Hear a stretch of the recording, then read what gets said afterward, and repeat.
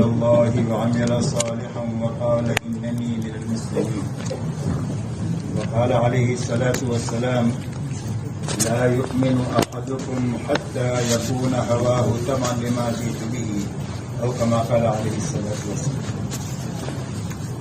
میرے محترم دوستو، بات کے شروع ہونے سے پہلے چند باتوں کی آپ سے درخواست ہے. پہلی بات تو یہ ہے کہ ہر آدمی اپنے آگے جگہ دیکھ لے، جتنا آگے بڑھ سکتے ہیں اتنا آگے بڑھ جائے. ہر آدمی اپنے آگے دیکھ لو، کتنی گنجائش ہے آگے بڑھنے کی، اتنا آپ آگے بڑھ جائے تاکہ مجمع بھی اچھی طریقے سے جڑ جائے اور پیچھے آنے والوں کے لیے بھی جگہ مل جائے. ماشاءاللہ، اللہ جزائے خیر دے. دوسری بات میرے دوستو یہ ہے کہ ہر ساتھی پوری بات سننے کی نیت کرے کہ شروع سے لے کر آخر تک رہیں گے. جب پوری بات سنیں گے سمجھیں گے تو ہی عمل پورا کر سکیں گے، اور عمل پورا کریں گے تو اس کا نفع پورا ملے گا. ادھورے عمل پر کبھی پورا نفع نہیں ملتا. اس لیے پوری بات سننے کا ارادہ کریں، اسی کے ساتھ پوری بات کو جاگ کر سنیں. کھانا بھی کھایا ہے، اس کے بعد عام طور پر بغیر ارادے کی بھی آنکھ بند ہو جاتی ہے، اس لیے بتکلف بھی جاگ کر بات کو سنیں. اور جاگ کر سننے کا آسان راستہ یہ ہے کہ نیچے نہیں دیکھنا، آنکھیں بند نہیں کرنا، گھٹنوں میں ہاتھ نہیں ڈالنا، بلکہ بات کرنے والے کی طرف دیکھتے رہنا. پھر بھی آنکھیں بند ہونے لگے تو اپنی آنکھوں کو مل کر نیند کو بھگاوے، اس لیے کہ آنکھیں بند ہو گئی تو کان بند ہو گئے. اب مجلس میں ہونے کے باوجود بھی کوئی بات دل تک جائے گی نہیں، اور جو بات دل تک نہیں جائے گی وہ زندگی کے رخ کو صحیح نہیں کرے گی. وہ بات زندگی کے رخ کو بدلے گی جو دل تک پہنچے گی. اس لیے پوری بات کو جاگ کر سننا اور دھیان اور توجہ سے بات کو سننا کہ جسم بھی یہاں ہے، دل دماغ بھی یہاں ہے، تاکہ بات کانوں کے راستے سے دل تک پہنچ جائے. اسی کے ساتھ میں عمل کی نیت سے بات کو سننا، اس لیے کہ اللہ کی طرف سے جو داد و دہیش کا نظام ہے وہ آدمی کی نیت ہے.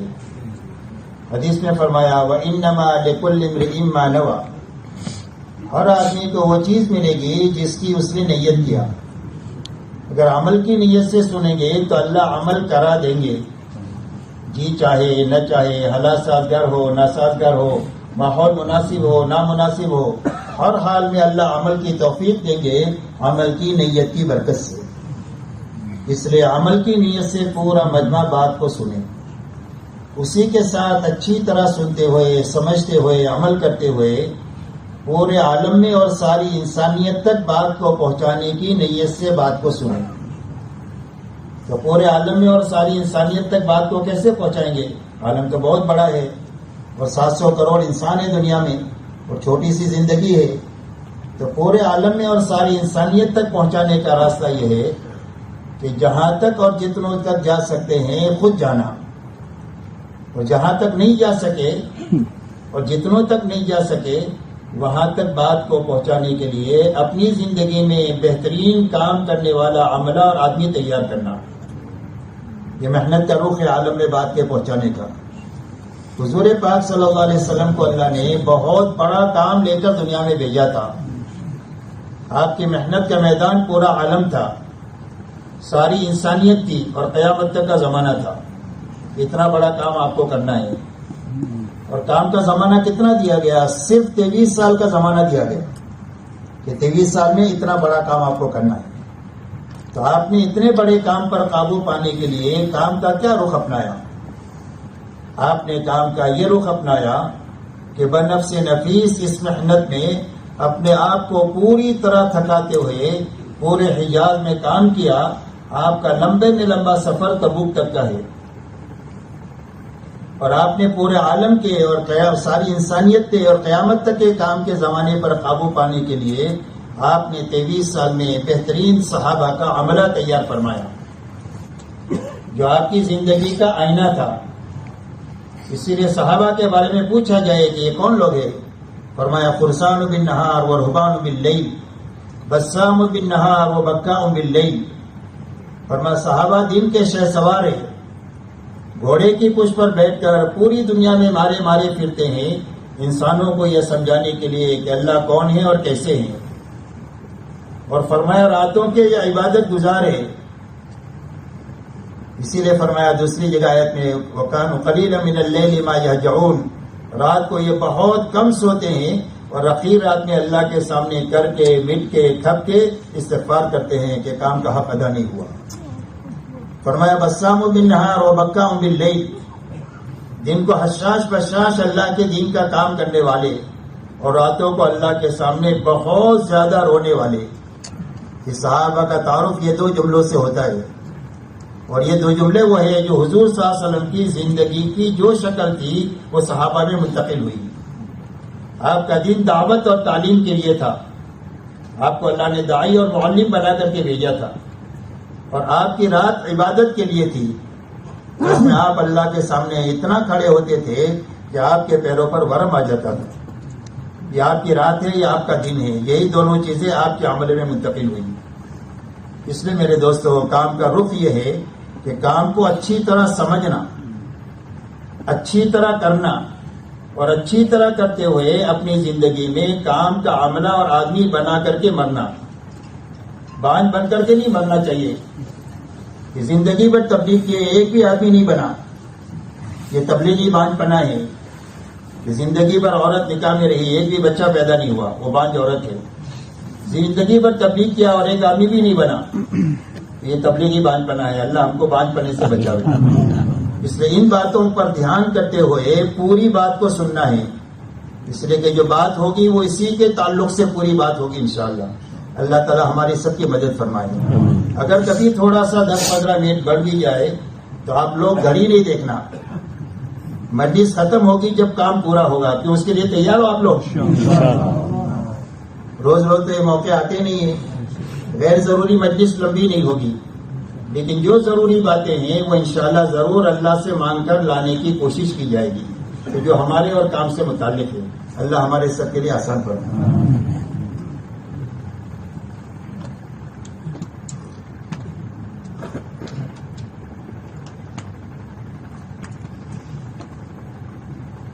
میرے محترم بزرگوں، دوستو، سمجھنے کی اور پوری امت اور انسانیت کو سمجھانے کی بات یہ ہے کہ روئے زمین پر بسنے والے ہر ایک مرد اور عورت کی دنیا اور آخرت کے بنانے کے لیے اللہ نے دین اسلام اتارا ہے، اور اللہ نے اپنی سنت روئے زمین پر یہ جاری فرمائی ہے کہ جو کوئی بھی پوری دینداری کے ساتھ جیے گا اور پوری دینداری پر مرے گا، اللہ اس کی دنیا بھی اچھی بنا دیں گے اور اس کی آخرت بھی اچھے سے اچھی بنا دیں گے. اور جو بے دینی کے ساتھ جیے گا یا بے دینی پر مرے گا، نتیجتاً اللہ اس کی دنیا بھی اجاڑ دیں گے اور اس کی آخرت بھی ہمیشہ ہمیشہ کے لیے اجاڑ دیں گے. اس لیے یہ بنیادی بات ہے سمجھنے اور سمجھانے کی کہ اللہ کی یہاں سے کامیابی کا ایک ہی راستہ ہے اور وہ راستہ صرف دین کا ہے. تو دین کی بنیاد پر اللہ دنیا کی زندگی بنائیں گے. دنیا کی زندگی کا بننا کیا ہے؟ فرمایا دلوں میں اللہ اطمینان، چین اور سکون عطا فرمائیں گے، آپس میں محبتیں عطا فرمائیں گے، دعاؤں میں قبولیت عطا فرمائیں گے، مقدر کی تھوڑی زیادہ روزی حلال اور برکت والی بنا کر کے دیں گے، اور زندگی ایسی صاف ستھری بنائیں گے کہ ہر آدمی دیکھ کر رش کرے کہ یہ زندگی تو مجھے بھی ملنا چاہیے. یہ زندگی دین کی بنیاد پر اللہ بنائیں گے. اور آخرت کے بننے کی شکل یہ ہے کہ اللہ جنت کی شکل میں کامیابی عطا فرمائیں گے، جس جنت کے بارے میں یہ فرمایا کہ کم سے کم درجے کا جنتی دنیا سے 10 گنا بڑی اس کی جنت ہوگی. اسی لیے فرمایا وَإِذَا رَأَيْتَ ثَمَّ رَأَيْتَ نَعِيمًا وَمُلْكًا كَبِيرًا. اے مخاطب تو دیکھے گا، پھر دیکھے گا، کیا دیکھے گا؟ کہ نعمتوں کا لامتناہی سلسلہ ہوگا جو کبھی ختم نہیں ہوگا، کبھی روک ٹوک نہیں ہوگی، اور ہر جنتی اپنا بہت بڑا ملک دیکھے گا، اس لیے کہ کم سے کم درجے کی جنت 10 ملک دنیا سے 10 گنا بڑی جنت ہوگی، جس میں آدمی کی ہر چاہت پوری ہوگی اور ہر مانگ پوری ہوگی. وَلَكُمْ فِيهَا مَا تَشْتَهِي أَنفُسُكُمْ وَلَكُمْ فِيهَا مَا تَدَّعُونَ. تمہارے لیے جنت وہ ہے جو تمہارا جی چاہے، اور جو تم مانگو گے وہ سب مل جائے گا. ایسی کامیابی کی شکل جنت کی شکل میں اللہ دیں گے. دوسری بات میرے دوستوں یہ سمجھنے کی ہے کہ اللہ تعالیٰ نے جو دین اتارا ہے وہ آسان اتارا ہے، مشکل نہیں اتارا. اس لیے کہ اللہ اپنے بندوں پر مہربان ہیں، بہت رحم کرنے والے ہیں اور بہت زیادہ محبت کرنے والے ہیں. اللہ کی صفت بتلائی، رحمان ہے، رحیم ہے، ودود ہے، رؤوف ہے.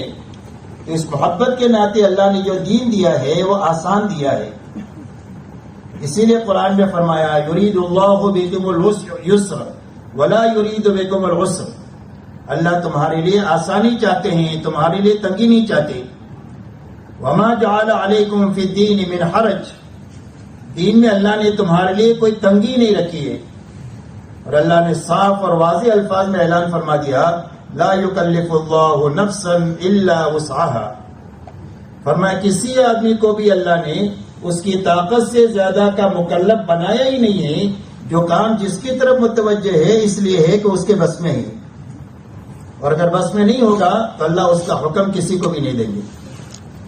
اسی لیے آپ دیکھو نماز روزہ اللہ نے سب پر فرض فرمایا، اس لیے کہ نماز روزہ سب کے بس میں ہے. لیکن زکوٰۃ اور حج سب کے بس میں نہیں ہے، تو زکوٰۃ اور حج سب پر نہیں فرض فرمایا. نماز روزے میں بھی اللہ نے آسانی فرما دیا کہ آپ بیمار ہیں، کھڑے ہو کر نہیں پڑھ سکتے بیٹھ کر پڑھو، بیٹھ کر نہیں پڑھ سکتے لیٹ کر پڑھو، وضو نہیں کر سکتے تیمم کر لو. آپ سفر میں ہیں، 17 رکعت عشاء کی نہیں پڑھ سکتے، 2 رکعت فرض پڑھ لو، 3 رکعت فطر پڑھ لو، 17 رکعت کا ثواب دیں گے. ایسے ہی روزے میں بھی آپ بیمار ہو گئے ہیں، بیماری کی وجہ سے روزہ رکھنے سے شدید تکلیف کا اندیشہ ہے، ماہر مسلمان ڈاکٹر نے بتایا ہے کہ روزہ آپ کے حق میں مضر ہے، تو آپ روزہ نہ رکھیں، آپ دوسری مرتبہ قضا کر لیں. سفر میں ہے تو آپ کو قضا کی اجازت ہے، اس لیے کہ اللہ نے دین کو آسان بنایا ہے. اسی لیے حدیث پاک میں آتا ہے کہ ایک آدمی جوانی میں، ایک آدمی تندرستی میں، ایک آدمی اپنے گھر پر رہ کر جتنی عبادت کرتا ہے، ریاضت کرتا ہے، مجاہدہ کرتا ہے، دعوت کی محنت کرتا ہے، سفر میں ہے یا بیمار ہو گیا ہے یا بوڑھا ہو گیا ہے اور یہ کام نہیں کر سکتا ہے، تو نہ کرنے کے باوجود بھی جوانی کی، تندرستی کی اور اقامت کی عبادت لکھی جائے گی. اس لیے کہ اللہ نے دین کو آسان بنایا ہے. اس لیے بات سمجھنی ہے اور امت کو سمجھانی ہے. اس لیے کہ اگر امت میں چل پھر کر کے دیکھا جائے تو آج امت کے لیے سب سے زیادہ جو چیز مشکل بنی ہوئی ہے وہ دین بنا ہوا ہے. آپ دنیا میں چل پھر کر کے دیکھیں تو دنیا میں کہیں بھی آپ کو ایسا نہیں ملے گا کہ لوگوں نے حکومت کرنا چھوڑ دیا ہو، یا تجارت، کھیتی یا ملازمت یا مزدوری چھوڑ دی ہو، یا ڈاکٹری انجینئرنگ چھوڑ دی ہو. سارے کام بحسن خوبی دنیا میں ہو رہے ہیں. اگر کوئی چیز چھوٹی ہوئی ہے امت میں سے تو دین چھوٹا ہوا ہے. یہ سمجھنے کی بات ہے کہ یہ آسان دین ہونے کے باوجود امت میں سے کیوں چھوٹا، اور چھوٹنے کا حال یہاں تک پہنچا ہے کہ آپ کہنے کو یہ کہہ دو کہ دنیا میں 50، 60، 70 مسلمانوں کے ملک ہے، لیکن کوئی ملک ایسا نہیں بتلا سکتے ہیں کہ جس ملک کے 100% ایمان والے باشندے پورے دین پر چل رہے ہو. ملک کو چھوڑیں، آپ صوبہ نہیں بتلا سکتے، صوبہ سے نیچے تحصیل نہیں بتا سکتے، اور تحصیل سے نیچے کوئی گاؤں جس میں 3000 مسلمانوں کے گھرانے ہوں اور جس میں 20,000 بالغ مرد اور عورتیں رہتی ہوں اور پورے دین پر چل رہی ہو، ایسا گاؤں بتانا ہمارے لیے مشکل ہو گیا. اور جو کوئی بھی حالات ہم پر اور امت پر ہے یہ دینی کمی کی وجہ سے ہے، ملک و مال کی کمی کی وجہ سے نہیں ہے. تو اب یہ سوچنے سمجھنے کی ضرورت ہے کہ جو آسان دین اللہ نے اتارا تھا یہ امت کے لیے مشکل کیوں ہوا، اور دوبارہ امت کے لیے دین آسان ہونے کی کیا راہ ہو سکتی ہے. اس کو اچھی طرح اس مجلس میں اللہ ہم کو سمجھا دے. میرے محترم دوستو، اگر غور و فکر کریں گے تو آسان دین کے امت کے مشکل ہونے کی 2 وجہ ہے. ایک وجہ یقین کی خرابی ہے، یا یقین کی کمزوری ہے. اس لیے کہ آدمی اپنے دین پر معلومات کی وجہ سے نہیں چلتا، اور آدمی اپنے دین پر وسائل کی وجہ سے نہیں چلتا. آدمی اپنے دین پر جو چلتا ہے وہ یقین کی طاقت سے چلتا ہے. آدمی کو دین پر چلانے والی ایک طاقت جو ہے وہ یقین ہے.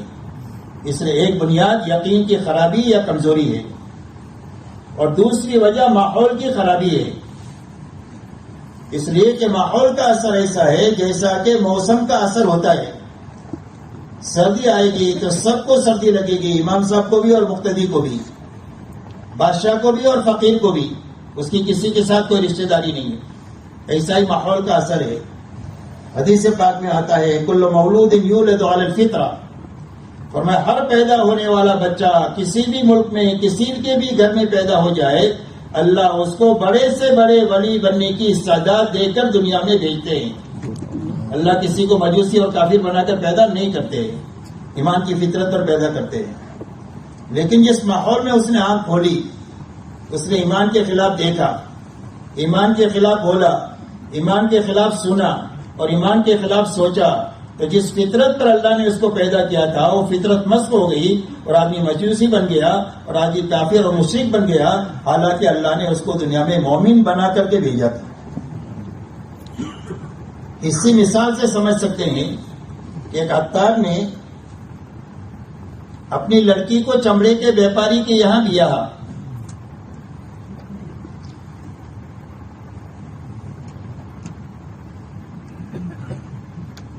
اب عطار کے یہاں تو خوشبو ہی خوشبو اور چمڑے کے بیپاری کے یہاں بدبو ہی بدبو۔ تو لڑکی نے اپنی ساس سے یہ کہا کہ اماں میں تو تمہاری فضا میں 2 دن بھی نہیں جی سکتی، میں تو مر جاؤں گی۔ اس کی ساس نے کہا بیٹیا تھوڑی صبر کر لے، سب ٹھیک ہو جائے گا۔ ایک آدھ ہفتہ گزر گیا تو لڑکی نے اپنی ساس سے کہنا شروع کیا کہ اماں جان آپ نے میری بزرگی اور کرامت دیکھی کہ تمہارے ماحول میں میں آئی تھی تو کتنی گندگی تھی، دیکھو میری آنے کی وجہ سے وہ گندگی ختم ہو گئی کہ بھائی ختم ہو گئی۔ اس کی ساس نے یہ کہا کہ گندگی ختم نہیں ہوئی، تیری سونگنے کی جو طاقت تھی وہ ختم ہو گئی اس ماحول کی گندگی کی وجہ سے۔ تو ماحول کا اتنا بڑا اثر ہے۔ تو ایک ماحول کی خرابی ہے، ہمارے گھر سے لے کر عالم کا ماحول دین کے لیے معاون بننے کے بجائے دنیا کے لیے معاون ہے اور گناہوں کے لیے معاون ہے، طاعت کے لیے معاون نہیں۔ یہ 2 بنیادیں ہیں جس کی وجہ سے دین امت کے لیے مشکل ہوا ہے۔ اگر ہم یہ چاہتے ہیں کہ ہمارے لیے، ہماری اولادوں کے لیے، عورتوں کے لیے اور نسلوں کے لیے اور امت کے لیے اور انسانیت کے لیے دین آسان ہو جائے تو اس کی 2 ہی بنیاد ہے۔ ایک تو ہر فرد امت کا یقین بننا چاہیے اور بیک وقت میں گھر سے لے کر عالم کا ماحول بننا چاہیے۔ تو یقین کے بننے کے کیا معنی ہیں؟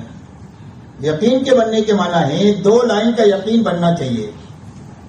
ایک یقین بنے اللہ کی ذات اور صفات کا کہ اللہ اپنی ذات میں بھی بڑے اور اللہ اپنی صفات میں بھی بڑے، اللہ پیدا کرنے والے بڑے، اللہ پالنے والے بڑے، اللہ حفاظت کرنے والے بڑے، اللہ معاف کرنے والے بڑے، اللہ پکڑنے والے بڑے، اللہ کی ہر صفت لامحدود ہے۔ تو اللہ کی ذات اور صفات کا یقین آئے۔ دوسرا اللہ کے وعدے اور وعید کا یقین آئے۔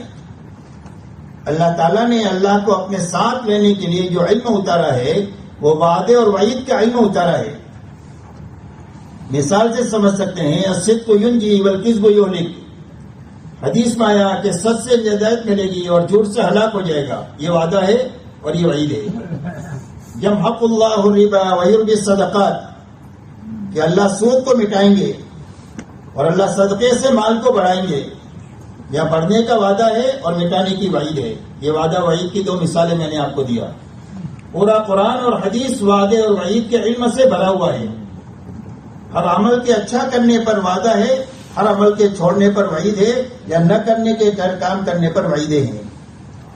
تو اللہ کی ذات اور صفات کے یقین کے ساتھ میں وعدے اور وعید کا یقین آئے۔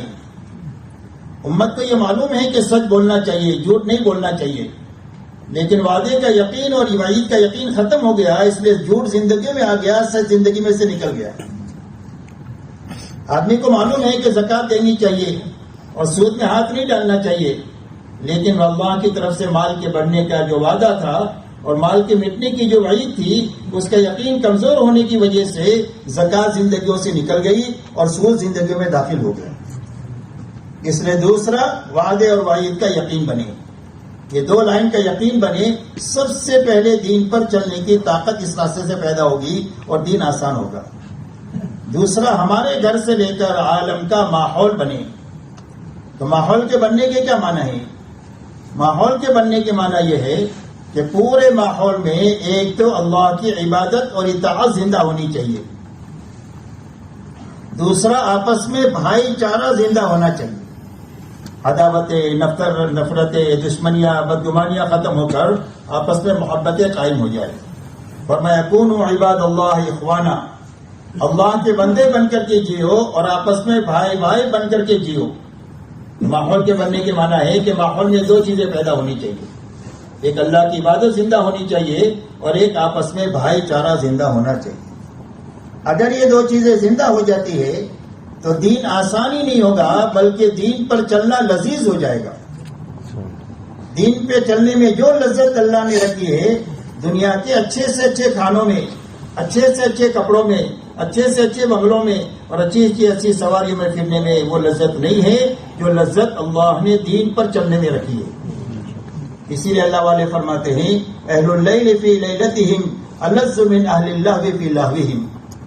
فرمایا اللہ والوں کو رات کو اللہ کے سامنے کھڑے ہونے میں اور آہوزاری کرنے میں اور اللہ کے سامنے تھکنے میں وہ لذت محسوس ہوتی ہے جو کھیل کود والوں کو اپنے کھیل کود میں وہ لذت محسوس نہیں ہوتی. تو دین آسان بھی ہو جائے، لذیذ ہو جائے، اس کا ایک ہی راستہ ہے، ایک تو یقین بننا چاہیے اور ایک ماحول بننا چاہیے ہمارے گھر سے لے کر عالم کا. اس لیے کہ پوری دنیا ایک محلے جیسی ہو گئی ہے. اگر کوئی ایک جگہ کے کونے سے آواز کرے محلے کی تو دوسرے کونے تک پہنچ جاتی ہے. دنیا میں کوئی اچھی یا بری چیز چالو ہوتی ہے تو چند سیکنڈ میں پوری دنیا میں پہنچ جاتی ہے. دنیا اتنی چھوٹی ہو گئی ہے. تو ہمارے گھر سے لے کر پورے عالم کا ماحول بننا چاہیے. اس لیے ہر فرد یہ امت کا یقین بنے اور بیک وقت میں ماحول بنے. اس کے لیے اللہ نے حضور پاک علیہ الصلوۃ والسلام کو ایک تو کامل شریعت لے کر بھیجا اور ہر فرد امت پر شریعت پر چلنے کی طاقت پیدا ہو جائے اور بیک وقت میں ماحول میں شریعت زندہ ہو جائے. اس کے لیے اللہ نے آپ کو اعمال نبوت لے کر کے بھیجا کہ جن اعمال نبوت میں مشغولی کی وجہ سے بیک وقت میں فرد بنے گا اور بیک وقت میں ماحول بنے گا. دونوں چیزیں ایک ساتھ بنے گی. جیسے تجارت میں دونوں کام ایک ساتھ ہوتے ہیں، تاجر کا بھی نفع ہوتا ہے اور گاہک کا بھی نفع ہوتا ہے. گاہک صبح سے شام تک سودا لے کر جاتے ہیں، اپنی ضرورت پوری کرتے ہیں اور تاجر شام کو نفع اپنے جیب میں لے کر کے گھر پر جاتا ہے. ایسے ہمارے نبوت کے ساتھ اللہ نے حضور صلی اللہ علیہ وسلم کو بھیجا کہ جس میں مشغولی کی وجہ سے بیک وقت میں فرد بنے گا یقین کے اعتبار سے اور بیک وقت میں ماحول بنے گا. ان اعمال نبوت میں سب سے بڑا عمل دعوت اللہ ہے کہ بے طلب بندوں میں بے غرض بن کر کے پھرنا، اپنے محلے سے لے کر عالم میں جہاں تک پھر سکتے ہیں پھرنا. جتنی استعداد ہے اس سے اتنا استعداد کا مطالبہ ہے، استعداد سے زیادہ کا کسی سے کوئی مطالبہ نہیں ہے. ایک آدمی پیدل چل سکتا ہے پیدل چلے، ایک آدمی 1000 لگا سکتا ہے 1000 لگاوے، 1 لاکھ لگا سکتا ہے 1 لاکھ لگاوے، ایک آدمی کروڑ لگا سکتا ہے کروڑ لگاوے.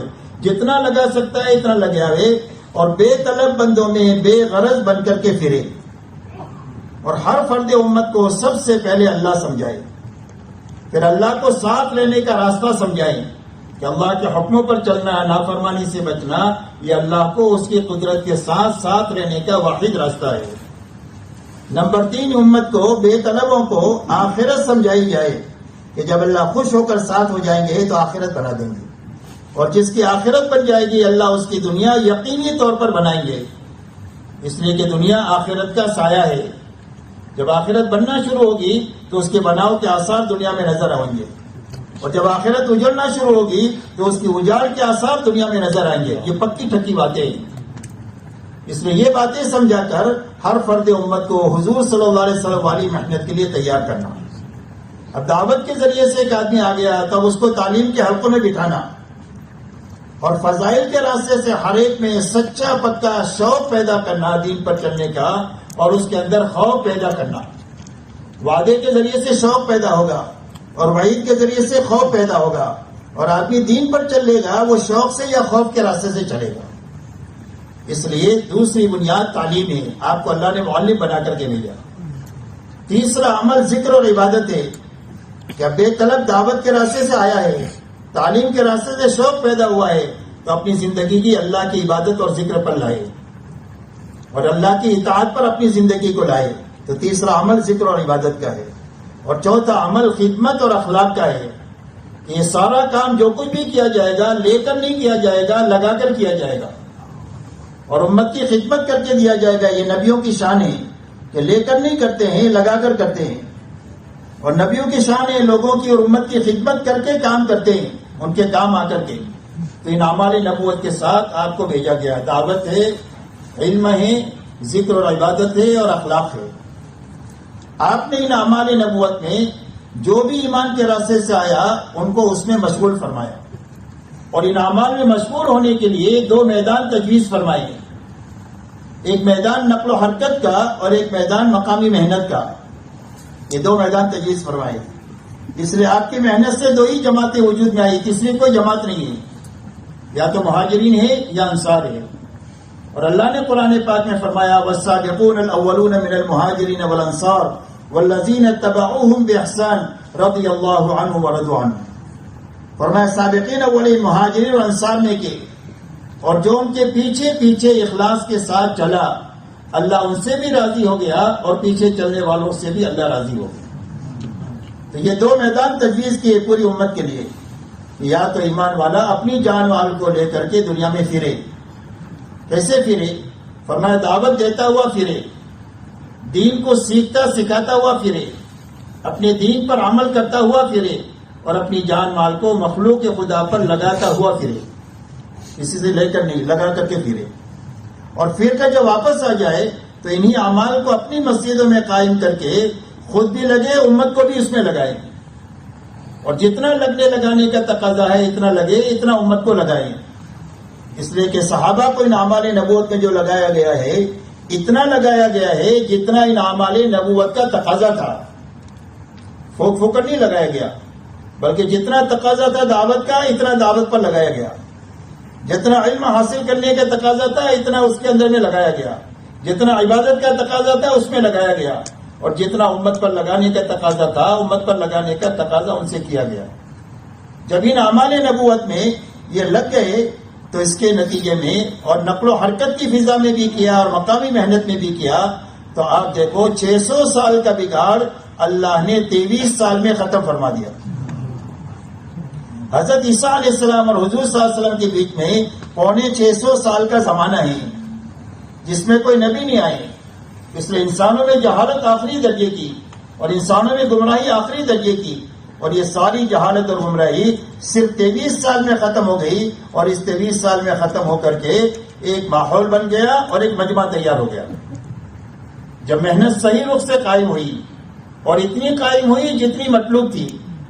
محنت میں دونوں چیزیں مطلوب ہے، کیفیت بھی مطلوب ہے، کمیت بھی مطلوب ہے. کہ طریقہ بھی صحیح ہونا چاہیے اور محنت پوری ہونی چاہیے. طریقہ صحیح نہیں ہے تو محنت بنی گئی نہیں، گدھا مزدوری ہوگی اگر محنت صحیح نہیں ہوئی تو. اور اگر محنت صحیح ہے لیکن مقدار پوری نہیں ہے تو بھی نتیجہ پورا نکلے گا نہیں. ادھوری محنت سے ادھورا ہی نتیجہ نکلے گا. تو محنت صحیح ہو گئی اور محنت پوری ہو گئی تو 23 سال میں ایک مجمع تیار ہو گیا جس کو پوری دنیا کے سامنے پیش کیا جا سکتا ہے. یہ اسلام ہے اور یہ مسلمان ہے. ان کی دعوت اسلم تسلم کا اسلام لاؤ سلامتی ملے گی. کا کون سا اسلام؟ اور میں کون مسلمان ہمارے جیسے ہو جاؤ. اتنا بڑا کام ہوا صرف 23 سال میں محنت کے صحیح اور پورا ہونے کے نتیجے میں. دوسرا کام میرے دوستو یہ ہوا کہ پورے حجاز کا ماحول بن گیا اور بت پرستی اس میں سے ختم ہو گئی. خصوصیت کے ساتھ مدینہ منورہ کا ماحول ایسا پاکیزہ بن گیا کہ اس ماحول میں 100% ایمان والوں کے دلوں میں اللہ رسول کی محبت سب سے زیادہ تھی. تلاش کرنے سے آپ کو کوئی بے نمازی نہیں ملے گا. سارے اپنے دین سے باخبر تھے، سارے اپنے دین پر عمل کرنے والے تھے.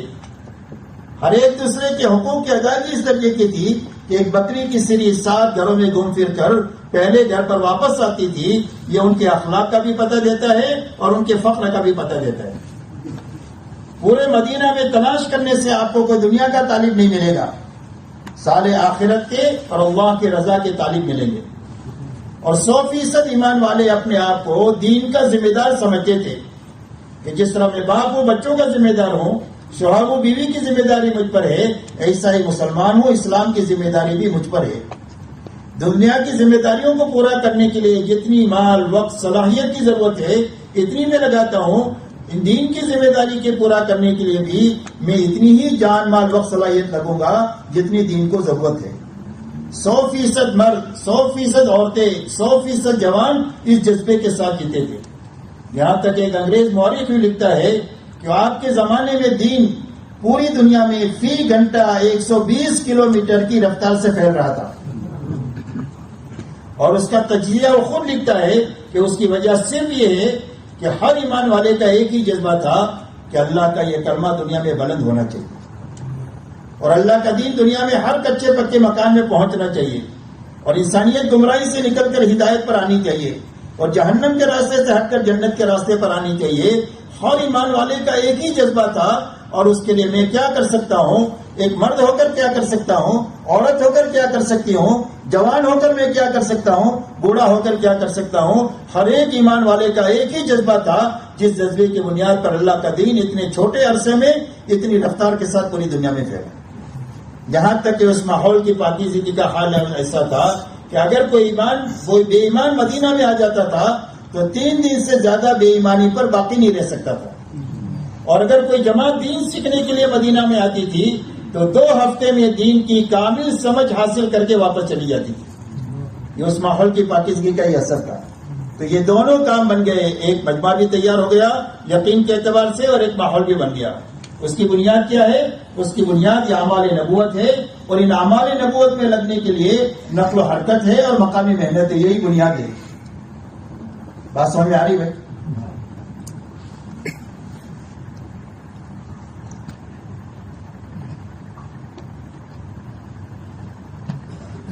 اللہ تعالیٰ نے پوری امت پر اور ساری انسانیت پر رحم کرتے ہوئے اللہ تعالیٰ نے مولانا الیاس صاحب رحمۃ اللہ علیہ کے ذریعے سے کام کا وہ رخ عطا فرمایا امت کو جو قرن اول میں اللہ نے حضور صلی اللہ علیہ وسلم کے ذریعے سے چلایا تھا۔ اسی لیے مولانا الیاس صاحب رحمۃ اللہ علیہ اور ان کے رونے دھونے پر اللہ نے اتنی بڑی نعمت دیا ہے۔ وہ رات کو یہ شعر اکثر پڑھا کرتے تھے، کسی کی شب وصل سوتے کٹے ہیں، کسی کی شب ہجر روتے کٹے ہیں، الہی میری یہ شب کیسی، نہ سوتے کٹے نہ روتے کٹے۔ تو جاگتے ہوئے رات گزرتی تھی، روتے ہوئے گزرتی تھی۔ اس پر رحم کھا کر اللہ نے اتنا بڑا کام مولانا الیاس صاحب رحمۃ اللہ علیہ کو عطا فرمایا۔ جب یہ کام مولانا کو اللہ تعالیٰ نے عطا فرمایا اور مولانا کا دل اس کام کے لیے منشرح ہو گیا کہ امت کے سنبھلنے کی یہی راہ ہے، تو مولانا نے اپنی نفس پر اعتماد نہیں کیا، اس لیے کہ کوئی بھی انسان کوئی حق نہیں ہے کہ اپنے نفس پر اعتماد کر کے کوئی کام کرے۔ صرف نبی کو یہ حق ہے کہ وہ کہے جو میں کہتا ہوں وہ حق ہے، جو میں کرتا ہوں وہ حق ہے۔ اس کے علاوہ ہر انسان کے اندر میں غلطی کا احتمال ہوتا ہے، بات میں بھی اور عمل میں بھی، اللہ یہ کہ اللہ اس کی حفاظت فرمائے۔ تو مولانا الیاس صاحب رحمۃ اللہ علیہ نے اس کام کو لے کر مفتی کفایت اللہ صاحب رحمۃ اللہ علیہ پر پیش کیا اور یوں فرمایا کہ مولانا اس کام کا میری طبیعت پر اتنا غلبہ ہے کہ میں اس کام سے رک نہیں سکتا ہوں، آپ یہ بتائیں کہ یہ کام حق ہے، قرآن اور حدیث کے موافق ہے یا اس کے خلاف ہے؟ اور ایک بڑا خنجر لے کر گئے تھے مولانا عبید اللہ صاحب سے، یہ پورا واقعہ ہم نے سنا، اور یوں فرمایا اگر قرآن اور حدیث کے خلاف ہے تو آپ کے ذمے میرا قتل واجب ہے تاکہ میں امت میں گمراہی نہ پھیلاؤں، اور اگر حق ہے تو آپ فرما دیں تو میں پوری قوت سے اس کام کو شروع کروں گا۔ تو مفتی صاحب نے یہ فرمایا کہ مولانا آپ کا کام تو 100% حق ہے، لیکن اس کو کرے گا کون؟ آج تو ساری سہولتیں دے کر پیسے دے کر دین کا کام کرنے کی کوشش کی جاتی ہے، پھر بھی کام پورا نہیں ہوتا۔ اور آپ کی محنت کا سب سے پہلا اصول ہے کہ اپنی جان لگاؤ، اپنا مال لگاؤ۔ اس لیے جو اپنا مال لگائے، جان لگائے، وہ تبلیغ کرتا ہے، جو دوسرے کے مال پر تبلیغ کرے وہ تبلیغ والا ہے ہی نہیں ہے۔ ہمارے کام کا سب سے بڑا اصول ہے اپنی جان لگانا، اپنا مال لگانا۔ کتنا لگانا؟ جتنا لگا سکتے ہو اتنا لگاؤ، بس آگے کیا آپ مکلف نہیں ہے، باقی بھیک مانگ کر کے لگانے کی اجازت نہیں ہے تبلیغ میں۔ تو فرمایا کہ آپ کا کام تو 100% حق ہے، لیکن اس کو کرے گا کون؟ تو فرمایا میرا اللہ کے ساتھ حسن ظن ہے اور اس امت کے ساتھ حسن ظن ہے کہ اللہ اس کام کو اس امت سے لیں گے اور امت اس کام کو ایسے ہی کرے گی۔ تو مولانا نے فرمایا کہ اگر آپ کو حسن ظن ہے تو جاؤ کرو، آپ کا کام حق ہے۔ بہت لمبے عرصے تک محنت کے بعد ایک جماعت نکلی، اس سے کہا کہ مفتی صاحب سے جا کر کے مل لینا۔ تو مفتی صاحب سے جا کر ملے تو انہوں نے ساری کارگزاری سنائی، اپنی جان مال سے نکلے ہیں، یہ ہم کو ہدایت دیا ہے، یہ کام کریں گے، یہ کام کریں گے، یہ کام کریں گے۔ تو مفتی صاحب نے فرمایا لو کون کہے گا کہ کون کرے گا، اتمام حجت تو ہو گئی، اور جماعت اپنی جان مال سے قدم اٹھا لیا، کام شروع ہو گیا۔ مولانا اشرف علی تھانوی رحمۃ اللہ علیہ نے فرمایا کام تو شروع ہو گیا، اب اس کو کون روکے گا؟ اس کو کوئی نہیں روک سکتا۔ اس لیے میرے محترم دوستو، مولانا الیاس صاحب رحمۃ اللہ علیہ فرماتے تھے کہ میں اس کام کو کار نبوت یقین کرتا ہوں، میں اس کام کو حضور صلی اللہ علیہ وسلم والا کام سمجھ کر کر رہا ہوں۔ دیکھو بھائی، سونا نہیں، اپنا پہلے سے معاہدہ ہوا ہے، اور آپ لوگوں نے مجھے اوپر بٹھایا ہے تو مجھے نظر آتا ہے کہ کون سوتا ہے کون جاگتا ہے، اس لیے جاگ کے سنو۔ چند گھنٹے بھی نہیں، تھوڑی سی ٹائم کی بات ہے، پوری بات سنو، پوری بات سننا ضروری ہے تاکہ پورا کام صحیح شکل میں اللہ ہم سب کو سمجھا دے۔ میں بھی محتاج ہوں، آپ بھی محتاج ہیں۔ اس لیے میرے محترم دوستوں فرماتے تھے کہ میں اس کام کو کار نبوت یقین کرتا ہوں، یعنی حضور صلی اللہ علیہ وسلم والا کام سمجھ کر کر رہا ہوں۔ اور یہ فرمایا کہ مجھے قرن اول کا اللہ نے ہیرا عطا فرما دیا، حضور صلی اللہ علیہ وسلم کے زمانے کا ہیرا اللہ نے مجھے اس صدی میں 20ویں صدی میں عطا فرمایا۔ جب ان سے پوچھا گیا کہ آپ اس محنت سے کیا چاہتے ہیں، اور میں اس محنت سے یہ چاہتا ہوں کہ امت اس محنت کو کرتے کرتے دین کی اس سطح تک پہنچ جائے جہاں حضور صلی اللہ علیہ وسلم امت کو چھوڑ کر گئے تھے۔ اس لیے ہر کام کرنے والے کو اپنی کام کی منزل سامنے رکھنا ضروری ہے۔ جب آدمی کے سامنے منزل نہیں ہوتی ہے تو راستے کی صعوبتوں سے تھک ہار کر یا تو بیٹھ جاتا ہے یا راستہ بدل دیتا ہے۔ اگر منزل سامنے نہ ہو تو راستے کی صعوبتوں سے گھبرا کر کے یا تو تھک ہار کر بیٹھ جائے گا یا راستہ بدل دے گا۔ اب دیکھو 100 سال میں کتنے تبلیغ میں آئے اور کتنے باقی ہے، کتنوں نے چھوڑ کر بیٹھ گئے، کتنے راستہ بدل دیے۔ تو اس کی بنیادی وجہ یہ ہے کہ منزل سامنے نہیں ہے، کس محنت سے مجھے کہاں جانا ہے۔ جب منزل سامنے ہوگی تو آدمی اپنی تمام تر صعوبتوں کو برداشت کر کے اپنی جان پر کھیل کر منزل تک پہنچ جائے گا۔ یہ کیا ہے؟ بلیک بن نہیں۔ ایک آدمی لندن گیا اور اس کو واپس بلیک بن آنا ہے، اس کو معلوم ہے وہ بلیک بن میرے جانا ہے کہ وہ راستے میں کتنی بھی تکلیف آئے کہ وہ تھک ہار کر بیٹھے گا، راستہ بدلی کرے گا، جان پر کھیل کر پہنچے گا، اس لیے کہ اس کو معلوم ہے کہ بلیک بن میں میری بیوی ہے، میرے بچے ہیں، میرا گھر ہے، میرا کاروبار ہے، میری ایئر کنڈیشن گھر ہے اور میری ایئر کنڈیشن گاڑی ہے، سب کچھ وہی ہے، جان پر کھیل کر پہنچ جائے گا۔ اس لیے منزل جب سامنے ہوگی تو آدمی نہ تھک کر بیٹھے گا نہ راستہ بدلے گا، بلکہ ہر حال میں وہاں تک پہنچ جائے گا، اس لیے کہ منزل تک پہنچ جائے گا تو اللہ ایسے انعامات دیں گے کہ آدمی راضی ہو جائے گا۔ اس لیے میرے دوستو، ہماری منزل صحابہ ہے، چلہ 4 مہینہ 3 دن، یہ ہمارے کام کی الف با تا ہے۔ کیا ہے؟ الف با تا، کام کی منزل صحابہ ہے۔ ایسا نہیں ہے کہ ہم صحابی بن جائیں گے، کوئی صحابی نہیں بن سکتا۔ اور صحابہ میں جو بنیادیں تھی وہ بنیادیں قیامت تک امت میں بارہا زندہ ہو سکتی ہے، اس لیے کہ جو بنیادیں صحابہ میں زندہ ہوئی ہے وہ اللہ ہی نے زندہ کی ہے۔ وہ اللہ اس بات پر قادر ہے کہ 20ویں صدی کے ایمان والے میں ان بنیادوں کو زندہ کرے۔ تو صحابہ میں کیا بنیادیں تھی؟ صحابہ میں 2 بنیادیں تھی۔ 100% ایمان والوں کی زندگیوں میں پورا دین اپنی حقیقت کے ساتھ تھا، اس لیے کہ دین ادھورا ہوگا تو مصیبت آئے گی، مدد نہیں آئے گی، اس لیے پورا دین اپنی حقیقت کے ساتھ تھا۔ اس لیے اس زمانے میں بھی جب دین میں کمال ہوا ہے تو مدد آئی ہے، فرشتے اترے ہیں، اور اگر دین میں کمی آئی ہے تو مدد اٹھی ہے، جیسے احد میں اور حنین میں اٹھی ہے۔ اس لیے میرے دوستو، ایک تو پورا دین اپنی حقیقت کے ساتھ پایا جاتا تھا۔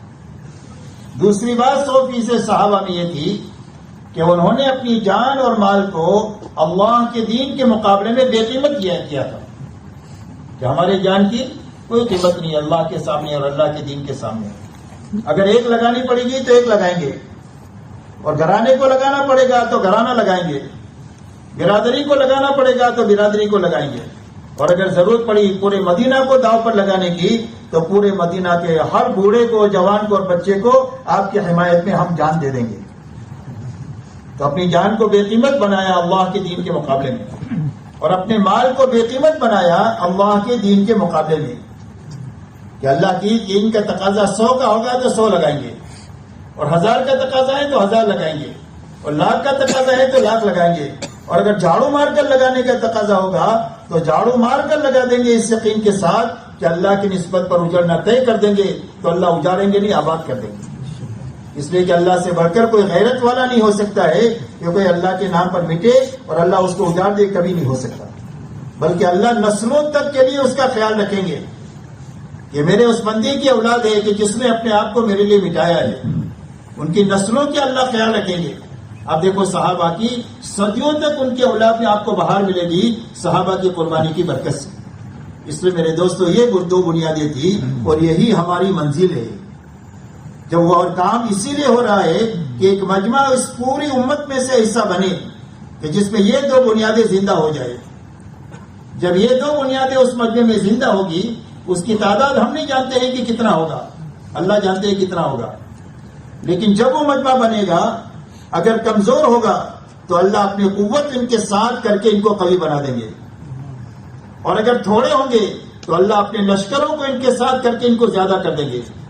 اور اللہ دنیا میں حق کے چلانے کا اور باطل کے مٹانے کا کام اس کمزور اور تھوڑی جماعت سے لے لیں گے، جیسے صحابہ کی تھوڑی اور کمزور جماعت سے اللہ نے اتنا بڑا کام لیا پوری دنیا کے سوئے نصیب کے جگانے کا. اس لیے میرے دوست ایک بڑا کام اللہ نے ہمیں عطا فرمایا ہے، اور اس کام کی بنیاد یہ 4 اعمال نبوت ہے. اور ان اعمال نبوت میں قائم ہونے کے لیے 2 میدان ہیں، ایک نقل و حرکت کا ہے اور ایک مقامی محنت کا ہے. اس لیے ایک تو نقل و حرکت بڑھانا بھی ہے اور صحیح بھی کرنا ہے، اور ایک مقامی محنت کو بڑھانا بھی ہے اور صحیح بھی کرنا ہے. یہ دونوں چیزیں کرنا ہے. بڑھانا بھی ہے تاکہ مقدار تک پہنچ جائے، کمیت تک، اور اس کو اچھا بھی کرنا ہے تاکہ کیفیت صحیح ہو جائے، اللہ کے وہ محنت قبول ہو جائے. جب وہ قبول ہو جائے گی تو اس کے نتائج مرتب ہوں گے. محنت قبول ہی نہیں ہوئی تو اس کے کوئی نتائج مرتب نہیں ہوں گے. اور محنت اسی وقت میں مقبول ہوگی جب صحیح رخ سے کی جائے گی. اس لیے ہمارے ذمے صحیح طریقے سے کام کو کرنا ہے. ہمارے ذمے گٹلی کو صحیح طریقے سے زمین میں رکھنا ہے. بس درخت کون اگاتا ہے؟ اللہ اگاتے ہیں. نطفے کو صحیح جگہ رکھنا یہ ہمارے بس میں ہے. انسان کون بناتا ہے؟ اللہ بناتا ہے. ایسا اس محنت کو صحیح طریقے سے کرنا یہ ہمارے ذمے ہے. باقی اس محنت کے نتائج دنیا میں جو مرتب ہوں گے وہ صرف اللہ کے مرتب کرنے سے ہوں گے. شرط یہ ہے کہ ہماری محنت صحیح ہوتے ہوتے اس مقدار تک پہنچ جائے جو مقدار اللہ کے علم میں طے ہے، وہاں تک پہنچ جائے گی تو کام ہو جائے گا. اور خوش نصیب ہوگا وہ آدمی کہ جس کی محنت اس مقدار تک پہنچنے میں ساتھ بن جائے اور شریک ہو جائے. اس سے بڑھ کر دنیا میں اور کوئی خوش نصیبی نہیں ہو سکتی. معاف کرنا، مجھے شوگر کی وجہ سے تھوڑا پانی پینا پڑا.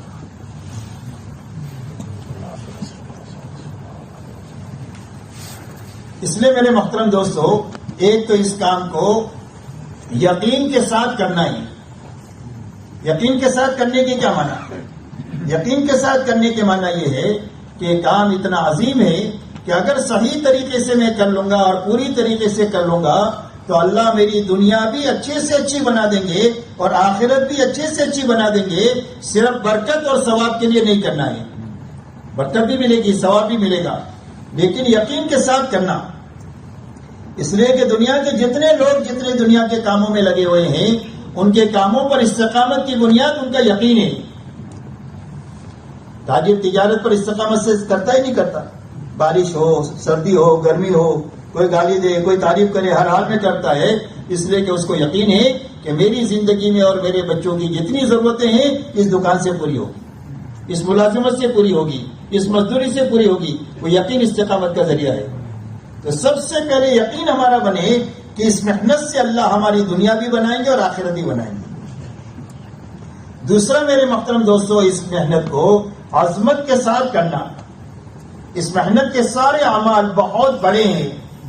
حضور صلی اللہ علیہ وسلم گھنٹوں گھنٹوں دعوت کے لیے اپنے آپ کو تھکایا ہے. آپ اور میں اندازہ نہیں لگا سکتے ہیں کہ حضور صلی اللہ علیہ وسلم کا جسم اثر جن اعمال میں تھکا ہو اس اعمال میں کتنی قوت ہو سکتی ہے. آپ اندازہ لگائیں کہ آپ کی انگلی کے اشارے سے چاند کے 2 ٹکڑے ہو گئے تو جن اعمال کے لیے آپ اتنا تھکے ہیں ان اعمال میں کتنی قوت ہوگی اس کا میں اور آپ اندازہ نہیں لگا سکتے. اس لیے ہر عمل کو عظمت کے ساتھ میں کرنا، یقین کے ساتھ میں کرنا، اور اسی کے ساتھ میں صحیح ترتیب کے ساتھ میں کرنا. اب صحیح طریق سے کرنے کے لیے ایک تو ہمیں نقل و حرکت کو بڑھانا بھی ہے اور صحیح بھی کرنا ہے، اور ایک مقامی محنت کو بھی صحیح کرنا ہے اور اس کو بڑھانا بھی ہے۔ اب سب سے پہلے ہم یہ دیکھیں کہ ہمارے اس ملک میں کام کی کیا سطح ہے، کتنا ہو رہا ہے، اس کو سطح کہتے ہیں۔ جتنا بھی ہو رہا ہے اس پر مایوسی نہیں لانا ہے، بلکہ اللہ کا شکر ادا کرنا ہے۔ ہمارے دین میں مایوسی کی کوئی گنجائش نہیں۔ اس کام کا تھوڑا بھی بہت ہے۔ ایک رات کی پہرے داری کے بارے میں اللہ کے نبی نے فرمایا کہ یہ جنتی ہے۔ اس کام کا تھوڑا اتنا بڑا ہے۔ صدیق اکبر اپنے پورے گھرانے کو لگا کر یہ کہتے ہوئے گئے کہ کام کا حق ادا نہیں ہوا، اس کام کا زیادہ تھوڑا ہے اور اس کام کا تھوڑا بہت ہے۔ اس کے لیے جو بھی سطح ہے اس پر اللہ کا شکر ادا کرنا ہے۔ اور ہمارے ملک کے کام کی سطح یہ ہے کہ ہمارے ملک میں 2370 جو ہے وہ مسجد مسلح ہے۔ کتنا؟ 2370۔ 514 مسجدوں میں 5 کام اور بعض کام ہوتا ہے۔ سال بھر میں 17 جماعتیں 4 مہینے کی آپ کی نکلی ہے۔ 182 جماعتیں چلے کی نکلی ہے۔ مہینے میں 284 جماعتیں 3 دن کی نکلتی ہے۔ مستورات کی 214 جماعتیں سال میں چلے کی 3 دن کی نکلی، 27 جماعتیں عشرے کی نکلی اور 4 جماعتیں جو ہے وہ چلے کی نکلی۔ یہ اپنے کام کی استعداد، یہ سطح ہے۔ اتنا کام الحمدللہ ہو رہا ہے۔ یاد رہے گا آپ کو؟ نہیں یاد رہے گا تو آپ کے پاس کارگزاری میں دیکھ لینا، انشاءاللہ یہی ملے گا جو میں نے آپ کو کہا۔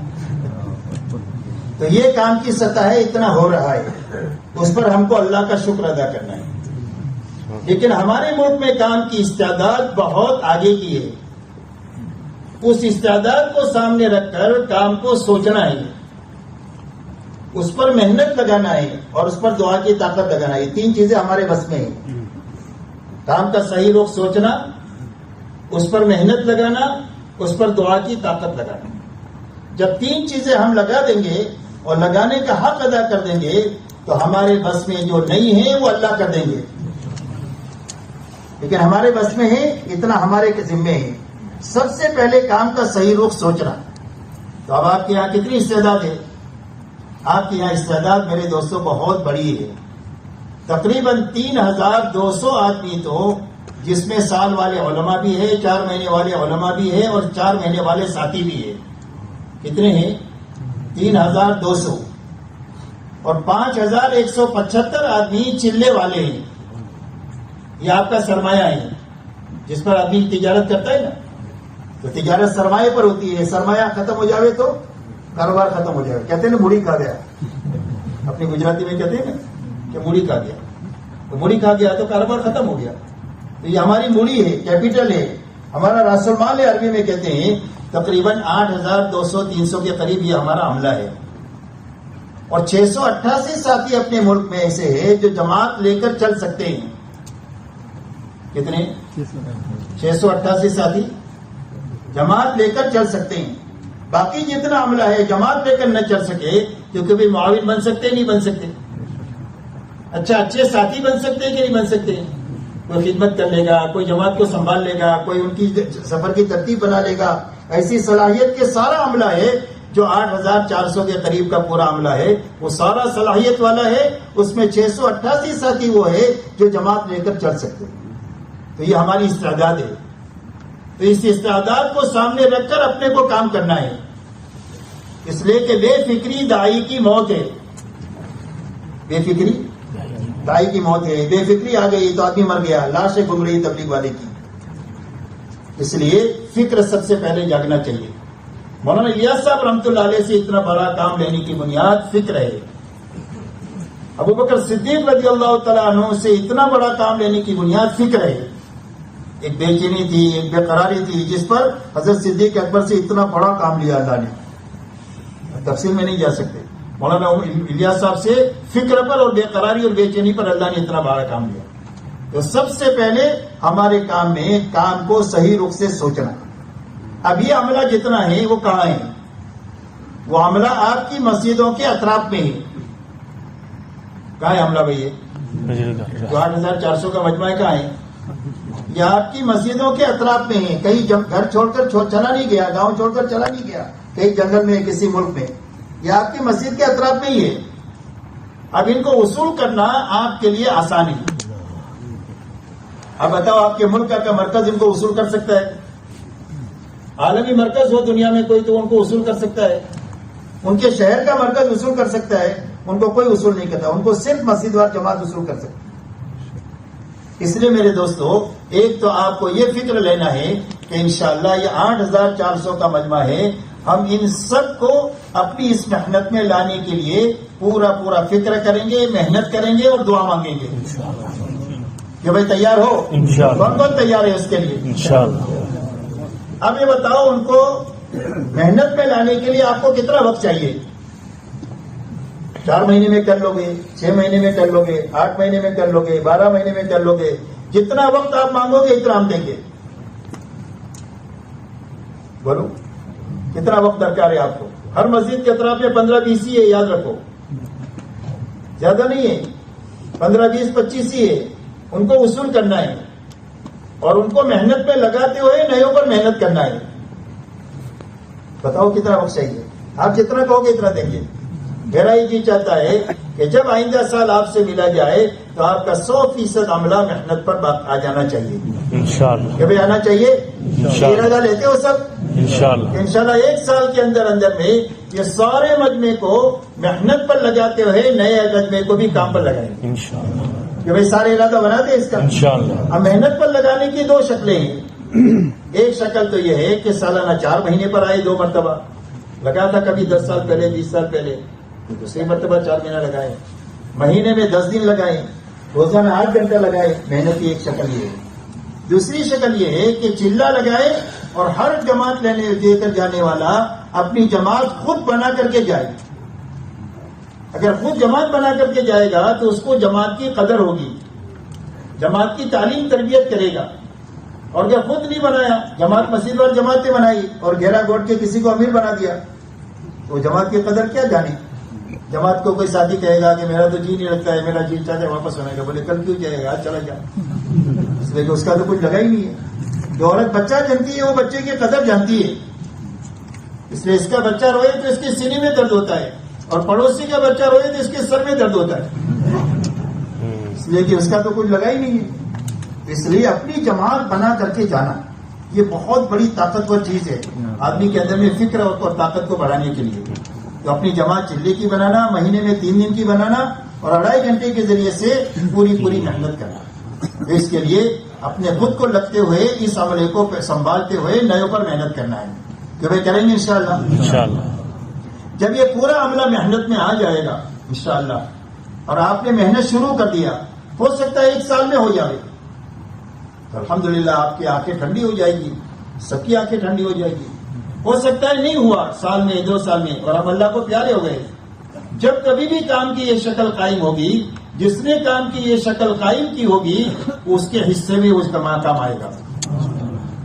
ہم تو قبروں میں ہوں گے اور اللہ تعالیٰ کی طرف سے خبر آئے گی کہ تم نے جو فکر کیا تھا ہم نے اس کو وجود دے دیا. اس لیے کہ اللہ تعالیٰ کے علم میں ہے کہ کون سی چیز کو کب وجود دینا ہے.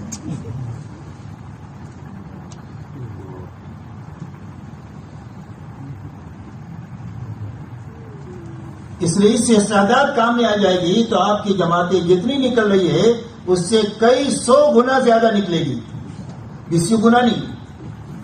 اب حساب لگا دینا کہ آپ کے پرانے 8400 آدمی ہیں، ان کو اگر ہر جماعت میں 3 آدمی پرانے ہوں، 4 آدمی پرانے ہوں اور 6-8 آدمی نئے ہو تو کتنی جماعتیں بن سکتی ہے؟ تو انشاءاللہ ہزاروں میں آنکڑا جائے گا آپ کا. بات سمجھ میں آ رہی بھائی؟ تو اس کے لیے یہ استعداد ہے، اس کو سامنے رکھ کر کام کو سوچنا بھی ہے، محنت بھی کرنا ہے اور اللہ سے دعا مانگنا. یہ 3 کام کرنا ہمارے بس میں ہے. یہ کر دیں گے تو ہمارے بس میں نہیں ہے، وہ اللہ کر دیں گے کہ بھائی اس کے لیے سارا مجمع تیار ہے. تو ایک تو خروج کو بڑھانا ہے اور خروج کو بڑھانے کے لیے یہ شکل ہے کہ پرانے کام پر باقی رہیں اور نئے کام میں آئیں تو کام آگے بڑھے گا. اور لوگ جماعت میں جو نکلتے رہیں اور ضائع ہوتے رہیں تو لمبے زمانے تک کام کی مضبوط شکل بنے گی نہیں. بات سمجھ میں آ رہی میری؟ کہ لوگ تبلیغ میں آتے رہیں اور جاتے رہیں، 1-2 سال کام کیا پھر ضائع ہو گئے، چلے گئے، پھر دوسرے آئے، پھر اس کے بعد وہ جائے گئے ہو گئے، پھر دوسرے آئے. ایسا لمبے زمانے تک کام کی مضبوط شکل نہیں بنے گی. اور اگر آنے والے کام پر جمتے رہیں گے اور باقی لوگ نئے آتے رہیں گے تو تھوڑے سے عرصے میں کام کی مضبوط شکل بن جائے گی. اور کام کی مضبوط شکل یہ ہے کہ کام کرنے والے روز ترقی کریں گے. بیٹھا ہوا مجمع کام کو دیکھ کر کام پر آتا چلا جائے گا. جو جماعت میں نکلے گا واپس آ کر 3 دن لگا کر کے کام پر جم جائے گا, ضائع نہیں ہوگا. اور جو جماعتیں ہماری مسجدوں میں آئے گی وہ کام کو اچھی طرح سیکھ کر سمجھ کر کام کرنے کے جذبے سے واپس آ جائے گی. اور اسی کے ساتھ 5واں کام یہ ہوگا کہ ہمارے محلے کے سارے عوام اور خواص کو اللہ تعالیٰ کام پر جمع کر دیں گے جب کام کی مضبوط شکل ہوگی. جیسے حضور صلی اللہ علیہ وسلم کے زمانے میں ہوا کہ سب سے پہلے کمزور آئے, لیکن جب کام ہوتے ہوتے ایک سطح پر آ گیا تو اللہ تعالیٰ نے سارے بڑے بڑے لوگوں کو ان کے دماغوں پر یہ چوٹ لگائی کہ جہاں تم اپنی صلاحیتوں کو برباد کر رہے ہو وہ بربادی کا راستہ ہے, صلاحیتوں کے لگانے کا راستہ وہ ہے جس کو محمد صلی اللہ علیہ وسلم ان کے ساتھی لگا رہے. اور آپ دیکھو سارے بڑے بڑے لوگ آئے, حضرت صفوان ابن امیہ ہے, حویت ابن عبد العزیٰ ہے, اکرمہ ابن ابی جہل ہے, ابو سفیان ہے, اور یہ سارے بڑے عمرو ابن عاص ہے, بڑے بڑے لوگ اللہ نے سب کو کام پر جمع کیا. اور آپ دیکھو ایک ایک صحابی صلاحیت کے تھے کہ ایک ایک ملک کو سنبھالنے والے تھے. اس لیے میرے دوستوں ایک تو نقل و حرکت کو بڑھانا ہے اور اس کا راستہ یہ ہے کہ ان لوگوں کو وصول کرتے ہوئے نئے لوگوں کو ان کے ساتھ لگانا. دوسرا میرے دوستوں اپنا اس کے لیے آسان راستہ جو ہے وہ مقامی کام کو صحیح کرنا ہے اور بڑھانا ہے. اس لیے کہ یہ جتنے لوگ کام پر لگیں گے وہ مقامی محنت اچھی طرح کرنے کے نتیجے میں ہی لگیں گے, دوسری کوئی گولی نہیں ہے. ان کے ضائع ہونے کی بنیاد بھی مسجد وار جماعت کی کمزوری ہے اور ان کے کام پر آنے کی وجہ بھی مسجد وار جماعت کی قوت ہے, دوسرا کوئی راز نہیں ہے. مسجد وار جماعت مضبوط ہو جائے گی تو سارے آ جائیں گے, اور مسجد وار جماعت کمزور ہوگی تو جو کام کر رہے ہیں وہ بھی ضائع ہوتے چلے جائیں گے. اس لیے میرے دوستوں مسجد وار جماعت کے کام کی ترتیب کو صحیح کرنا ہے, اور اس کی ترتیب کے صحیح کرنے کا راستہ یہ ہے کہ ایک تو اپنی مسجد کا جو اطراف ہے اس اطراف کو بھی تقسیم کیا جائے اور کام کرنے والے ساتھیوں کو بھی تقسیم کیا جائے. آپ کی مسجد میں 20 ساتھی ہیں کام کرنے والے, صحیح تو 100, لیکن 80 کام نہیں کرتے. آپ 80 کو چھوڑ دو ابھی تھوڑی دیر کے لیے. 20 آدمیوں کو سامنے رکھ کر آپ کام کو سوچو. کیا 20 آدمی ہیں, 2 آدمیوں کی آپ جماعت بنا دو, ایک اچھا متکلم ہو ایک معاون ہو. تو معاون جو ہے وہ متکلم سے کام کو سیکھے, بھلے 3 دن لگایا ہوا ہے اس کو اس کے ساتھ جوڑ دو. 3 دن والا کل کی تاریخ میں چلا 4 مہینہ لگائے گا, لیکن کام کو سیکھ رہے گا. ابھی بعض 3 دن والے 4 مہینے والوں سے زیادہ فکر مند ہوتے ہیں. آپ دیکھو گے تو آپ کو تاریخ اپنے ماحول میں یہ بات ملے گی. تو اس لیے ایک پرانا اور ایک اس سے کم پرانا 2 کی جماعت بنایا تو آپ کی 10 جماعت بن گئی. اب آپ کے یہاں 500 گھر ہے, تو اگر یہ 500 گھروں کو آپ 10 جماعتوں پر تقسیم کرو تو ایک جماعت کے حصے میں کتنے مکان آئیں گے؟ 50. کتنے آئیں گے؟ 50 آئیں گے, 50 گھر. اب ایک مہینے میں 50 گھروں کو کور کرنا ہے. جب کام تقسیم کرو گے تو ایک تو ہر جماعت کو اپنی محنت کا نفع نظر آئے گا. جو 2 ساتھی 50 گھروں پر محنت کریں گے نا تو ان کو 1 مہینے میں جو محنت کیا اس کا نفع سامنے آئے گا کہ 5 آدمی نمازی بنے, 3 آدمیوں نے 3 دن لگایا, 2 آدمیوں نے غلط زندگی چھوڑ کر توبہ کیا, اور اس کے علاوہ 2 آدمیوں نے چلہ لگایا. یہ محنت کا نفع ہے. جب محنت کا نفع سامنے آئے گا تو طبیعتیں ان کی کام پر چلے گی بلکہ دوڑے گی. ابھی تو 10 بھائیوں کی مشترکہ کھیتی ہے, پتہ ہی نہیں کہ کون کیا کر رہا ہے. تو جب آدمی کو اس کا نفع ہی نظر نہیں آئے گا تو طبیعت کیسے چلے گی؟ ایک آدمی کو کاروبار میں نفع ہی نظر نہیں آتا ہے تو کاروبار کرے گا وہ تو چند دنوں میں تھکار کر کے کاروبار بدلی کرے گا. تو محنت کا نفع نظر آئے گا جب آپ ساتھیوں کو تقسیم کرو گے اور علاقے کو تقسیم کرو گے. دوسری بات میرے دوستو یہ ہے کہ جب علاقے کو تقسیم کر کے ساتھیوں کو تقسیم کرو گے تو کوئی بھی ساتھی بچے گا نہیں جس کی ملاقات نہ ہو. ابھی ہماری محنت کا رخ ایسا ہے کہ جس سے ملتے ہیں ہفتے میں 3 مرتبہ ملتے ہیں, اور جس سے نہیں ملتے اس کو سال میں 1 مرتبہ بھی نہیں ملتے. کہ میں غلط کہہ رہا ہوں صحیح کہہ رہا ہوں؟ اس لیے کہ ذہنوں میں کام ہی نہیں ہے. مسجد اور جماعت بیٹھی ہے, کیا کرنا کیا کرنا کیا کرنا کیا کرنا, کچھ سمجھ میں نہیں آیا کیا کرنا. ایک آدمی کہتا ہے تمہارے راستے میں فلانا آدمی ہے اس کو مل کر چلے جاؤ, میرا تو ٹھیک ہے نہیں تو گھر چلے گی. ابھی تبلیغ ایسی ہی ہو رہی ہے, جو ایسی ہو رہی ہے کہ دوسری ہو رہی ہے. پوری دنیا میں کوے کالے ہی کالے ہیں, یاد رکھو. ایسی تبلیغ سے کبھی کام ہونے والا نہیں ہے, یاد رکھو. اس لیے میرے دوستو ایک تو علاقے کو تقسیم کرو اور ایک اپنے ساتھیوں کو تقسیم کرو. اب تقسیم کرنے کے بعد میں آپ کو پہلا کام مشورہ ہے. وہ مشورہ آپ کا آسان ہو جائے گا جب کام کو آپ تقسیم کر لو گے تو. اس لیے کہ آپ کو جماعت بنانے کی ضرورت نہیں، جماعت تو بنی ہوئی ہے. ملاقاتوں کے لیے کہاں بھیجنا ہے وہ ضرورت ہی نہیں ہے. ہر جماعت کو معلوم ہے کہ مجھے کتنا کیا ہے، کتنا باقی ہے. تو آپ کے مشورے میں کیا کام کرنا ہوگا؟ آپ کو کل کی کارگزاری لینی ہوگی، آج کے تقاضوں کو تقسیم کرنا ہوگا، تو آپ کا مشورہ آسان ہو جائے گا. اب کام کی تقسیم میں ہمارے کام میں دو تقاضے ہیں، ایک وقتی تقاضا ہے اور ایک دائمی تقاضا ہے. وقتی تقاضا روز کا ہمارا یہ ہے کہ کوئی بیمار ہے تو اس کی عیادت کرنا ہے، چاہے تبلیغ میں لگا ہو نہ لگا ہو، اور تبلیغ کا موافق ہو یا مخالف ہو، اس کی عیادت کرنا مسلمان ہے، اس کا حق ہے. کوئی مر گیا تو اس کی تعزیت کرنا. کوئی جماعت میں گیا ہے، اس کے گھر والوں کے حال احوال لینا. اگر مرد نہیں ہے تو اپنی سمجھدار مستورات کو بھیج کر ان کے گھر کے حال احوال لینا. کوئی جماعت اپنی مسجد میں آئی ہے تو اس کی نصرت کرنا. کمزور جماعت ہے تو کام سکھانا. مضبوط جماعت ہے تو اس سے کام کے تقاضے پورے کروانا. جماعت نکل رہی ہے اس کو وصول کرنا، اس کو روانگی سمجھانا. جماعت واپس آ رہی ہے اس کا استقبال کرنا، اس کی حال احوال لینا. اس کے بعد واپسی کی بات اچھی طرح سمجھا کر ان کو گھر روانہ کرنا. یہ سارے ہمارے وقتی تقاضے ہیں جو روز نہیں ہوتے. جب ہو اس تقاضوں پر سارے ساتھیوں کو تقسیم کرنا. کام دو چار آدمی کے ہاتھ میں نہیں ہونا چاہیے، یاد رکھو. دو چار آدمی معذور ہو گئے، بیمار ہو گئے، مر گئے تو کام ضائع ہو جائے گا. کام پورے مجمع کے ہاتھ میں ہونا چاہیے. اور کسی کو نااہل مت سمجھو کہ یہ نااہل ہے. ہر آدمی کام کا حل ہے، اس کے اندر میں عالمی استعداد اللہ نے رکھی ہے. جب کام کرے گا تو اس کی استعداد ظاہر ہوگی. تو اس لیے سارے ساتھیوں کو سارے کاموں پر استعمال کرنا. تو یہ تو ہمارے وقتی تقاضے ہیں. اور ایک دائمی تقاضا ہر گھر ہر فرد کی ملاقات ہے. ایک مہینہ ہوتے ہوتے 100% گھروں کی اور 100% افراد کی ملاقات ہو جانا چاہیے. اب آپ یہ بتاؤ، یہ سارے تقاضے صرف مشورہ کرنے سے پورے ہو جائیں گے کہ بیٹھ کر آدھا گھنٹہ پونا گھنٹہ باتیں کیا تو کہ بس یہ سارے تقاضے پورے ہوں گے؟ تقاضے کب پورے ہوں گے؟ تقاضے اس وقت پورے ہوں گے جب آپ وقت فارغ کریں گے. اگر آپ وقت فارغ ہی نہیں کرتے اور آپ بیٹھ کر باتیں ہی کرتے رہتے ہیں میں اور آپ، تو میرے دوستو اس کی مثال ایسی ہے جیسے ورزش کی سائیکل. ایک تو روڈ کی سائیکل ہوتی ہے جس پر بیٹھ کر آدمی کام دھندا کرتا ہے، اپنے کام پر جاتا ہے. اور ایک ورزش کے لیے گھر میں مشین ہوتی ہے جس کو سائیکل جیسی ہوتی ہے، اس پر بیٹھ کر آدمی ایسا چلاتا ہے اور کاٹا بتاتا ہے کہ 50 کلومیٹر تو بولٹن سے آگے نکل گیا اور وہ ایک انچ اپنی جگہ سے ہلی ہی نہیں. ایسی تبلیغ کا حال ہوگا.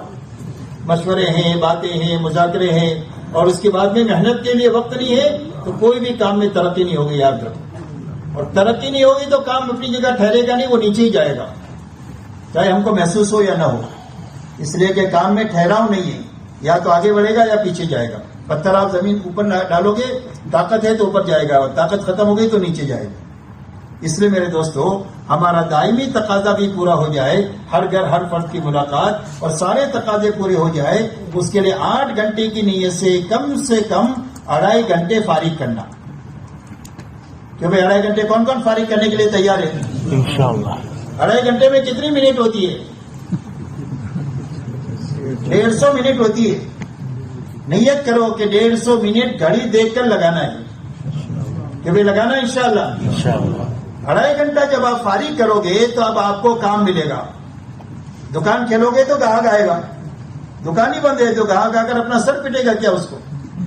ہمارے پاس میں وقت ہی فارغ نہیں کیا تبلیغ کے لیے تو کام کے کیا تقاضے ہم پر آئیں گے؟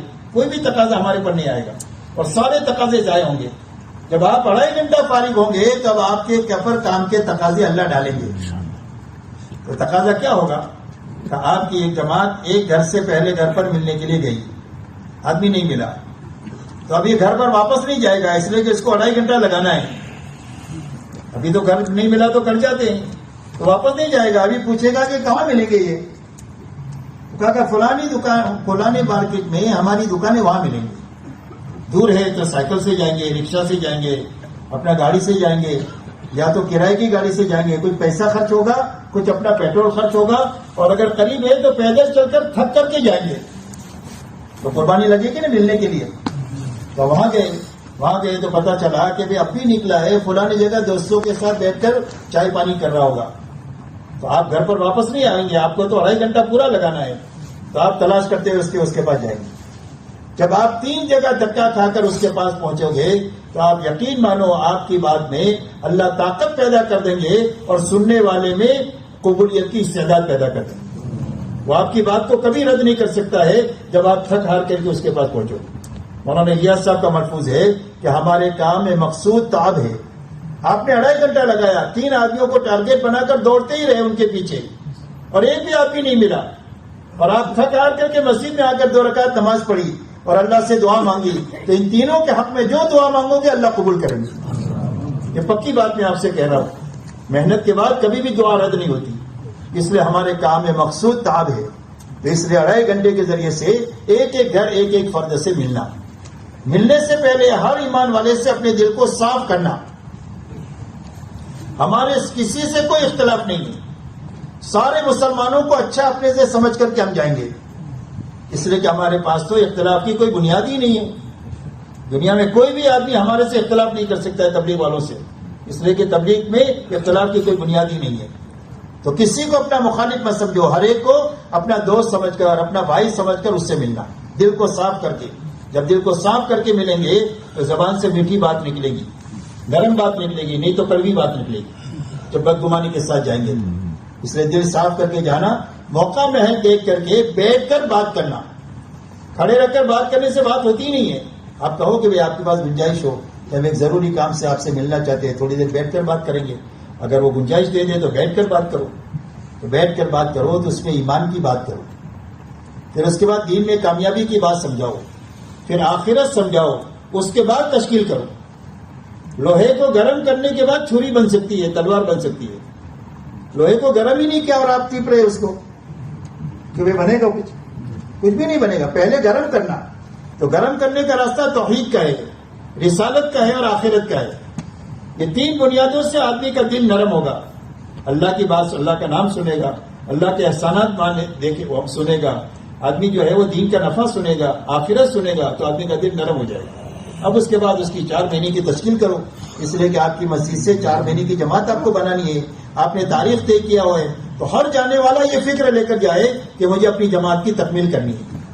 آپ نے چلوں کی جماعتیں سوچی ہے 6 مہینے میں، 6 جماعتیں، 8 جماعتیں، 10 جماعتیں، جتنی وہ اپنے ذہنوں میں لے کر جائیں کہ 6 مہینے کے اندر میں اتنی جماعتیں ہم کو نکالنی ہے، اس کے لیے ان کو تیار کرنا ہے۔ تو پہلے 4 مہینے کی تشکیل کرو، آپ گھبراؤ مت کسی سے۔ 4 مہینہ آپ سب کے کانوں پر پہنچ چکا ہے، زیادہ سے زیادہ نہ کہے گا کہ بھائی اور کچھ کرے گا، تو نہ کہے گا تو آپ کو غصے ہونے کی ضرورت نہیں ہے۔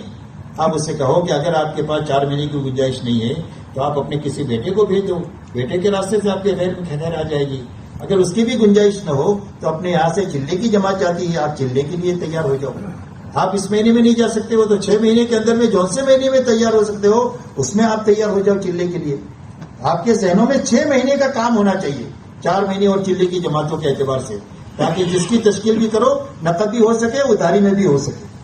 اسی کے ساتھ کے چلنے کے لیے بھی نہیں تیار ہوا تو 3 دن کی تشکیل کرو، 3 دن کے لیے بھی تیار نہیں ہوا تو منہ میلا مت کرو، ناراض ہو کر کے آنے کی ضرورت نہیں، ہنستے بولتے جانے کا، ہنستے بولتے آنے کا۔ اس لیے کہ دوسری مرتبہ پھر جانا ہے، ایک ہی مرتبہ میں تبلیغ نہیں پلا دینی ہے، تو دوسری مرتبہ پھر جائیں گے تو انشاءاللہ وہ تیار ہو جائے گا۔ اب اس کو مسجد کے کسی نہ کسی عمل کے لیے آپ تیار کرو، جب آپ اس کو موت پر پکڑو گے تو بخار پر راضی ہو جائے گا۔ آپ نے جاتے ہی پوچھا تیرے 3 دن کا کیا، بولے کچھ بھی نہیں۔ تو آپ پہلے ایمان آخرت کی بات کرو، پھر 4 مہینے کی بات کرو، چلنے کی بات کرو، پھر 3 دن کی بات کرو، تو یہ سوچنے کے بعد مجبور ہو جائے گا کہ اتنی بڑی قربان، بڑے کام کے لیے میں اتنا قربان 4 مہینہ چلنے کے لیے نہیں تیار ہوا، 3 دن تو مجھے ضرور جانا چاہیے۔ اس طریقے سے ہر ایمان والے سے اس انداز میں ملاقات کر کے ان کو 4 مہینے سے لے کر مسجد کے کسی نہ کسی عمل کے لیے تیار کرنا۔ یہ 2 کام ہو گئے، ایک مشورہ ہو گیا، تو مشورے کے اندر میں آپ کو کارگزاری سننا ہے اور تقاضوں کو تقسیم کرنا ہے، بس یہی ہے کام ہے آپ کا۔ مشورے میں کوئی لمبی چوڑی تقریر بھی نہیں ہے، اس میں آپ کارگزاری لو اور کارگزاری اور اس کے علاوہ تقاضوں کو تقسیم کرو۔ 2.5 گھنٹے کے ذریعے سے تقاضوں کو پورا کرو وقتی، اور اپنا دائمی تقاضے بھی، ایک ایک گھر ایک فرد کی ملاقات کرو۔ تیسرا کام میرے دوستوں تعلیم کا ہے، مسجد کی تعلیم بھی اور ہمارے گھر کی تعلیم بھی، اس لیے کہ ایمان کا ایک پودا جو دل میں ہے، اس کو جو پانی پہنچے گا وہ فضائل کے راستے سے پہنچے گا۔ فضائل کا تعلق ایمانیات کے ساتھ ہے. اور اس تعلیم کے حلقے کی مثال دیتے ہیں اللہ والے. اس کی مثال گولی کی ہے. گولی آدمی بیمار ہوتا ہے تو گولی کھاتا ہے تو پیٹ میں جاتی ہے, لیکن اثر کہاں کرے گی؟ سر میں درد ہے تو یہاں اثر کرے گی, اور گھٹنے میں درد ہے تو یہاں اثر کرے گی. ایسا ہی یہ تعلیم کا حلقہ ہے. اللہ ہمارے رب ہے, وہ جانتے ہیں ہماری ضرورت کیا ہے. تو ایمان میں کھوٹ ہے تو وہ ایمان کی کھوٹ تعلیم کی برکت سے دور ہوگی. نماز کی سستی تعلیم کی برکت سے دور ہوگی. گھروں کے جھگڑے تعلیم کی برکت سے دور ہوں گے. حلال حرام کی رعایت زندگی میں تعلیم کی برکت سے آئے گی. ریاکاری زندگی میں ختم ہوگی تعلیم کی برکت سے, اور اخلاص تعلیم کی برکت سے آئے گا. اور امت کا درد و غم اور امت کے اندر میں دین کے مٹنے کا غم ہمارے اندر آئے گا, وہ تعلیم کی برکت سے آئے گا. اس لیے تعلیم اچھی طریقے سے عمل کی نیت سے محتاج سمجھ کر اپنے آپ کو بٹھانا اور کوشش کرنا کہ مسجد کے سارے مصلی تعلیم میں بیٹھے. یہ تعلیم کوئی تبلیغ والا ٹولی کا کوئی کام نہیں ہے. تبلیغ کوئی پارٹی نہیں ہے, کوئی گروپ نہیں ہے.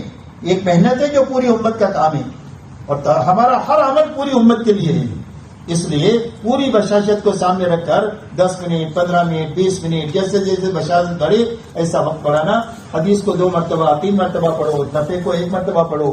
فضائل اعمال اور فضائل صدقات ہی سے تعلیم ہوگی. امت کی تربیت کا سامان اللہ نے اس میں رکھا ہے, اللہ والوں کی توجہات اور برکت سے. اس لیے اس کی تعلیم کرنا, اسی تعلیم کو اپنے گھروں میں کرنا. ہمارے گھروں میں جتنے بے دینی کے سراغ کھلے ہوئے ہیں اور جتنی بے دینی کی چیزیں آئی ہوئی ہے, ان چیزوں کو آسانی کے ساتھ ختم کرنے کا راستہ تعلیم کا حلقہ ہے. اور وہ محبت سے قائم کرنا ہے, ڈانٹ ڈپٹ سے نہیں, گالی گلوچ سے نہیں, مار پیٹ سے نہیں, بلکہ صرف محبت سے تعلیم کا حلقہ قائم کریں گے تو 4-6 مہینے میں ہمارے گھر کا ماحول اللہ تعالیٰ بدل دیں گے. اتنی طاقت اللہ نے تعلیم کے حلقے میں رکھی ہے. حضرت جی رحمۃ اللہ علیہ فرماتے تھے کہ بے دینی کے جتنے سراغ تمہارے کھلے ہوئے ہیں وہ سارے سراغ تعلیم کی برکت سے بند ہو جائیں گے. اور کروڑوں انسانوں کی زندگیاں ان گھروں کی تعلیم کی ذریعے سے بنی ہے. آپ حضرات کو بھی اس کا تجربہ ہے. اس لیے پابندی کے ساتھ اچھی طریقے سے تعلیم کرنا, اس میں بھی بشاشت کو سامنے رکھنا. ایسا نہیں کہ عورتوں کو یہ ہو جائے کہ یہ پوری کتاب ختم کریں گے کیا, بلکہ ان کا یہ بات ہی ہو کہ بھئی 2 حدیث اور پڑھتے تو اچھا تھا اور ان کو چھوڑ.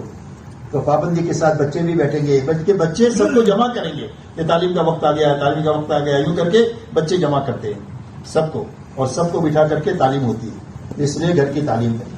اسی کے ساتھ میں میرے دوستو, ہمارے اپنے محلے میں اچھا تعلیم کی برکت سے ہمارے گھروں میں نماز کی فضا بنے گی, تسبیح تلاوت کی فضا بنے گی, گھر میں سنت کا ماحول بنے گا, اور بچوں کی تربیت کا فکر پیدا ہوگا, اور ہمارے گھروں میں دعا کی فضا بنے گی, تہجد گزار ہماری عورتیں بنے گی ان تعلیم کی برکت سے. اور اسی کے ساتھ میں میرے دوستو گھروں میں سادگی اور حیا آئے گی. یہ ساری خیر لانے کا راستہ یہ تعلیم کا حلقہ ہے. اسی کے ساتھ وقتاً فوقتاً 3 دن کے لیے اپنی مستورات کو اپنے ساتھ لے کر جانا. الحمدللہ مستورات بہت وقت لگائی ہوئی آپ کے اس ملک کے اندر میں ہے. ان کی اگر ترتیب بن جائے تھوڑی سی اور ہمارے ساتھی فکر میں لے لے تو ہر تیسرے چوتھے مہینے میں 3 دن کی جماعت بنے تو ابھی جتنی بن رہی ہے 214 سال میں اس سے کئی گنا زیادہ کی استعداد آپ کے یہاں موجود ہے. کیونکہ بھائی یہ کرنا چاہیے نہیں. کون کون کرے گا اپنی مستورات کے ساتھ وقت لگائے گا انشاءاللہ. اللہ خوش رکھے. بہت اچھا وقت لگاؤ تاکہ اس سے زندگیاں بدلے. تو اس لیے ان کو 3 دن کے لیے جماعت میں لے کر جانا, پھر عشرہ لگوانا, پھر چلہ لگوانا, پھر اللہ ہمت دے تو ملکوں میں جا کر اللہ کے دین کا کام کرنا. ہر محلے میں ایسی بہنیں ضرور ہونی چاہیے کہ جو مقامی تعلیم کو بھی اچھی طرح سنبھال سکے. کوئی تقاضا بیرون کا آئے تو اس تقاضوں پر جا سکے, کوئی جماعت اپنے محلے میں آئے تو اس کی تعلیم اور تربیت کر سکے. اتنا مجمع مستورات کا مردوں کی طرح ہر محلے میں ہونا چاہیے. اس کے لیے فکر لے کر کے جو ترتیب آپ قائم کر سکتے ہیں وہ ترتیب قائم کریں. اسی کے ساتھ میں میرے محترم دوستو پورے محلے میں 100% ایمان والے مرد مسجد میں آ کر نماز پڑھے اور عورتیں اپنے گھروں میں نماز قائم کرے, اس کی فضا بنانا. اور اس کے لیے طاقتور راستہ جو ہے وہ گشت کا راستہ ہے. گشت اتنا اچھا کرنا کہ 100% نماز زندہ ہو جائے. حضرت رحمۃ اللہ علیہ اپنے آخر زمانے میں تو یہ پوچھا کرتے تھے کہ اچھا ہوا بھائی آپ نے اتنی جماعتیں نکالی, یوں کیا, ہمیں تو کچھ بستیاں ایسی بتا دو جہاں 100% مسلمان نمازی ہو. اس لیے کہ دعوت عبادت کو زندہ کرنے کے لیے ہے, اذان نماز کے لیے ہے, ایسے ہی دعوت جو ہے وہ عبادت کو زندہ کرنے کے لیے. تو ہم کو اس کا محاسبہ کرنا چاہیے کہ سال بھر ہم نے اپنے محلے میں گشت کیے ہیں، عمومی ملاقاتیں کی ہیں، خصوصی ملاقاتیں کی ہیں، اور اس کے نتیجے میں کتنے نمازی بنے. اگر بنے ہیں تو اللہ کا شکر ادا کریں، اور اگر نہیں بنے ہیں تو فکر مند ہو کہ ہماری محنت میں جان باقی ہے کہ ختم ہو گئی. ورنہ اس محنت میں یہ طاقت ہے کہ 100% قرآن کو عملی طور پر زندہ کرنے کی طاقت اللہ نے گشت میں رکھی ہے. اس لیے گشتوں کو اچھی طرح کرنا، قربانی کے ساتھ کرنا. ذمہ دار اور پرانے لوگ گشتوں میں جائیں. صرف بچوں کو گشت میں نہیں بھیجنا چاہیے، بلکہ پرانے ساتھی زیادہ ہونے چاہیے اور نئے لوگ گشتوں میں کم ہونا چاہیے. اور گشت تمام اعمال کے ساتھ ہونا چاہیے کہ مسجد میں درمیانی بات بھی ہو رہی ہے، استقبال بھی ہو رہا ہے، اللہ سے لو لگایا جا رہا ہے، اور باہر جماعت جا کر کے محنت کر رہی ہے. اتنا اچھے انداز میں گشت کیا جائے کہ جس گشت کے بعد ہماری دعائیں قبول ہو جائیں. واپس آنے کے بعد بھی ساتھی باتوں میں چائے پانی میں نہ لگے، بلکہ گشت کر کے آئے ہیں، اب دعا کی قبولیت کا موقع ہے، اللہ کے سامنے مانگنے کے اندر ملے. اس طرح گشت کے ذریعے سے 100% نماز کی فضا بنانا، اور ہر گشت سے جماعت کم سے کم 3 دن کی نقد نکالنا، یہ ہمارے گشت کا عنوان ہے. ایک نمازی زندہ ہونے چاہیے اور ایک ہر گشت سے جماعت نکلنا چاہیے، چاہے 3 دن کے نکلے، چلے کے نکلے، 4 مہینے کے نکلے، لیکن جماعت نکلنا چاہیے. اسی کے ساتھ دوسرے گشت کے ذریعے سے ایسے محلے میں کہ جہاں پر مسلمان ہیں اور مسجد نہیں ہے، مسجد ہے لیکن مسجد میں کام کرنے کی اجازت نہیں ہے، تو ایسے محلوں میں 2 مہینہ 3 مہینہ محنت کر کے دوسرے گشت کے ذریعے سے وہاں پر ملاقاتیں کر کے ان کو جوڑ کر سمجھا کر ان کی 3 دن کی تشکیل اپنے ساتھ کرنا اور اپنے ساتھ لے کر جانا. شروع میں تو جماعت نہیں بنے گی، 2 آدمی آپ کے ساتھ لیے، 3 ساتھ میں لیے، دوسرے ہفتے میں 4 لیے، اس طرح 5-25 آدمی آپ کے ساتھ میں 3 دن لگا دیں گے تو یہی لوگ مسجد وار جماعت کا کام اپنے محلے میں شروع کر سکیں گے. دوسرا محلے والے دیکھیں گے یا مسجد والے دیکھیں گے کہ اس محلے میں ایسے ایسے لڑکے تھے کہ جو پورے محلے کے لیے درد سر بنے ہوئے تھے، تو ان کی زندگی میں اچھائی کہاں سے آئی؟ تو لوگوں کو اللہ نے آنکھیں دیا ہے، زبانیں دیا ہے، تو لوگ کہیں گے کہ تبلیغ والوں کے ساتھ گئے تھے اس کے لیے اچھے بن کر کے آئے. تو وہ مسجد والے آپ کو آ کر کہیں گے کہ ہماری مسجد میں بھی آپ آ کر کے کرو، مخالفت نہیں کریں گے، آپ کو بلانے کے لیے آئیں گے. سچ بتاتا ہوں میں، اس طریقے سے محلوں میں کام ہو سکتا ہے. جن مسجدوں میں کام نہیں ہے وہاں کام اس راستے سے آسانی سے ہو سکتا ہے، 2-3 مرتبہ 2-3 مہینہ ہفتہ واری گشت کرنے کے ذریعے سے، کہ بھائی اس کے لیے سارا مجمع تیار ہے انشاءاللہ. دوسرے گشت کے ذریعے سے ہر محلے میں جہاں مسلمان ہیں وہاں دین کی محنت ہونی چاہیے، چاہے مسجد میں ہو، چاہے گیریج میں ہو، چاہے آفس میں ہو، چاہے گھر کے کسی ایک کمرے میں ہو، لیکن محنت ہونی چاہیے، نہیں تو غلط زندگیاں وہیں سے اپنے محلوں میں آئیں گی. اسی کے ساتھ میرے دوستو ہمارا کیلنڈر 27 دن کا www.tabligh.com The Reviver of Iman. ہمارا کیلنڈر 27 دن کا، ہم اپنا پروگرام 27 دن کا بنائیں گے اپنے گھر کاروبار کا، ان سارے اعمال کو کرتے ہوئے، اور 3 دن اللہ کے راستے میں لگائیں گے نہیں بلکہ اپنی جماعت بنا کر کے لگائیں گے. اب ہمارے اس مجمع میں کون ہے جو یہ کہے کہ انشاءاللہ میری جماعت میں بنا کر کے جاؤں گا؟ کون جائے گا اپنی جماعت بنا کر؟ ماشاءاللہ، واہ بھائی واہ، واہ بھائی واہ. اپنی جماعت جو بنی ہے نا ملاقاتوں کے لیے، وہ جماعت کوشش کرے کہ اپنی جماعت 3 دن کی خود ہی بناوے، تو آپ دیکھو کتنی جماعتیں بن جاتی ہے. اس لیے جماعتیں اپنی خود بنانا، اور جماعتیں بنا کر کے 3 دن میں ایک تو وقت پورا کرنا. جیسے کارگزاری میں بھی یہ بات کہی گئی تھی کہ 3 دن میں 72 گھنٹے ہوتے ہیں، مہینے کا 10واں حصہ 3 دن ہے، 48 گھنٹے نہیں ہے. کیا بھائی مہینے کا 10واں حصہ کتنا ہے؟ 3 دن ہے. 10ویں حصے کا ہی مطالبہ ہے امت سے، تو 3 دن لگانا، اور 3 دن کے 72 گھنٹے ہوتے ہیں، تو 3 دن میں 72 گھنٹے لگانا. اگر چھٹی لینی پڑے تنخواہ کٹا کر کے تو تنخواہ کٹا کر چھٹی لے کر 3 دن لگانا، بشرطے کہ چھٹی ملنی چاہیے، اگر نہیں ملے تو معذوری ہے. لیکن اگر چھٹی ملتی ہے تنخواہ کٹا کر کے تو 3 دن تنخواہ کٹا کر کے 3 دن پورے لگانا. یہ جو آپ کی تنخواہ کٹے گی یہ نقصان نہیں ہے، یاد رکھو. نقصان وہ ہوتا ہے جس کا کوئی بدل نہ ہو. یہ تو قربانی ہے جو اللہ کے دین کے لیے آپ نے یہ نقصان برداشت کیا ہے، اور قربانی پر تو اللہ تعالیٰ آپ کو اتنا دیں گے کہ کھاتے کھلاتے تھک جاؤ اور ختم ہو کر کے نہ دے. اللہ کے خزانے سے لینے کا سب سے بڑا دروازہ جو ہے وہ قربانی کا ہے. اب دیکھو صحابہ کو قربانی کے نتیجے میں اللہ نے کتنا دیا. صحابہ کو تجارت سے نہیں ملا، کھیتی سے نہیں ملا، فیکٹریوں سے نہیں ملا، اللہ نے براہ راست اپنے خزانے سے دیا ان کو. اور کتنا دیا؟ صحابہ 1000 سال تک محنت کرتے دنیا کے راستے سے، تو اتنا نہیں مل سکتا تھا جتنا اللہ نے ان کو صرف 25 سال کے عرصے میں دیا ہے. 23 سال نبوت کا زمانہ لگنے لگانے کا، مٹی مٹانے کا ہے. صدیق اکبر کیا 2 سال سے کچھ زیادہ زمانہ لگنے کا، مٹی مٹانے کا زمانہ ہے، 25 سال کا زمانہ. لیکن اس کے بعد تو اللہ نے ان کو اتنا دیا اتنا دیا اتنا دیا کہ کھاتے رہے کھلاتے رہے، صدیوں تک کھاتے کھلاتے رہے اور ختم ہو کر کے نہیں دیا، اس لیے کہ اللہ کے خزانے سے آیا تھا اور قربانی کے راستے سے آیا تھا. تو اللہ کے خزانے سے لینے کا سب سے بڑا دروازہ ہے جو قربانی کا ہے. اس لیے 3 دن آپ جو لگائیں گے، 1 دن چھٹی کا لے کر کے بھی، تو وہ نقصان نہیں ہوگا بلکہ قربانی ہوگی. تو قربانی کے ساتھ 3 دن میں 72 گھنٹے پورے لگانا. کہ بھائی کون کون لگانے کے لیے تیار ہے 72 گھنٹے؟ انشاءاللہ 72 گھنٹے پورے لگائیے. ہم کو نہیں معلوم ہے کہ بارش کے پہلے قطرے میں، بیچ کے قطرے میں یا آخری قطرے میں برکت ہے، نہیں معلوم. ایسا ہی کون سے گھنٹے میں ہماری تربیت ہے ہم کو نہیں معلوم. اس لیے 72 گھنٹے تربیت کی تلاش میں پورے لگانا تاکہ اللہ ہماری تربیت فرما دے. ایک کام تو یہ وقت پورا لگانا. دوسرا میرے دوستو، اعمال پورے کرنا. تو نکلنے کے زمانے میں کیا اعمال ہے؟ سب سے پہلا عمل جو ہے وہ کرنا ہے اور بچنا ہے. پہلا عمل کیا ہے تبلیغ میں نکل کر کے؟ کہ جتنے کرنے کے کام ہیں انفرادی اجتماعی، وہ سارے کام کرتے ہوئے 3 دن لگانا. وقت کے بھی 3 دن اور عمل کا بھی 3 دن.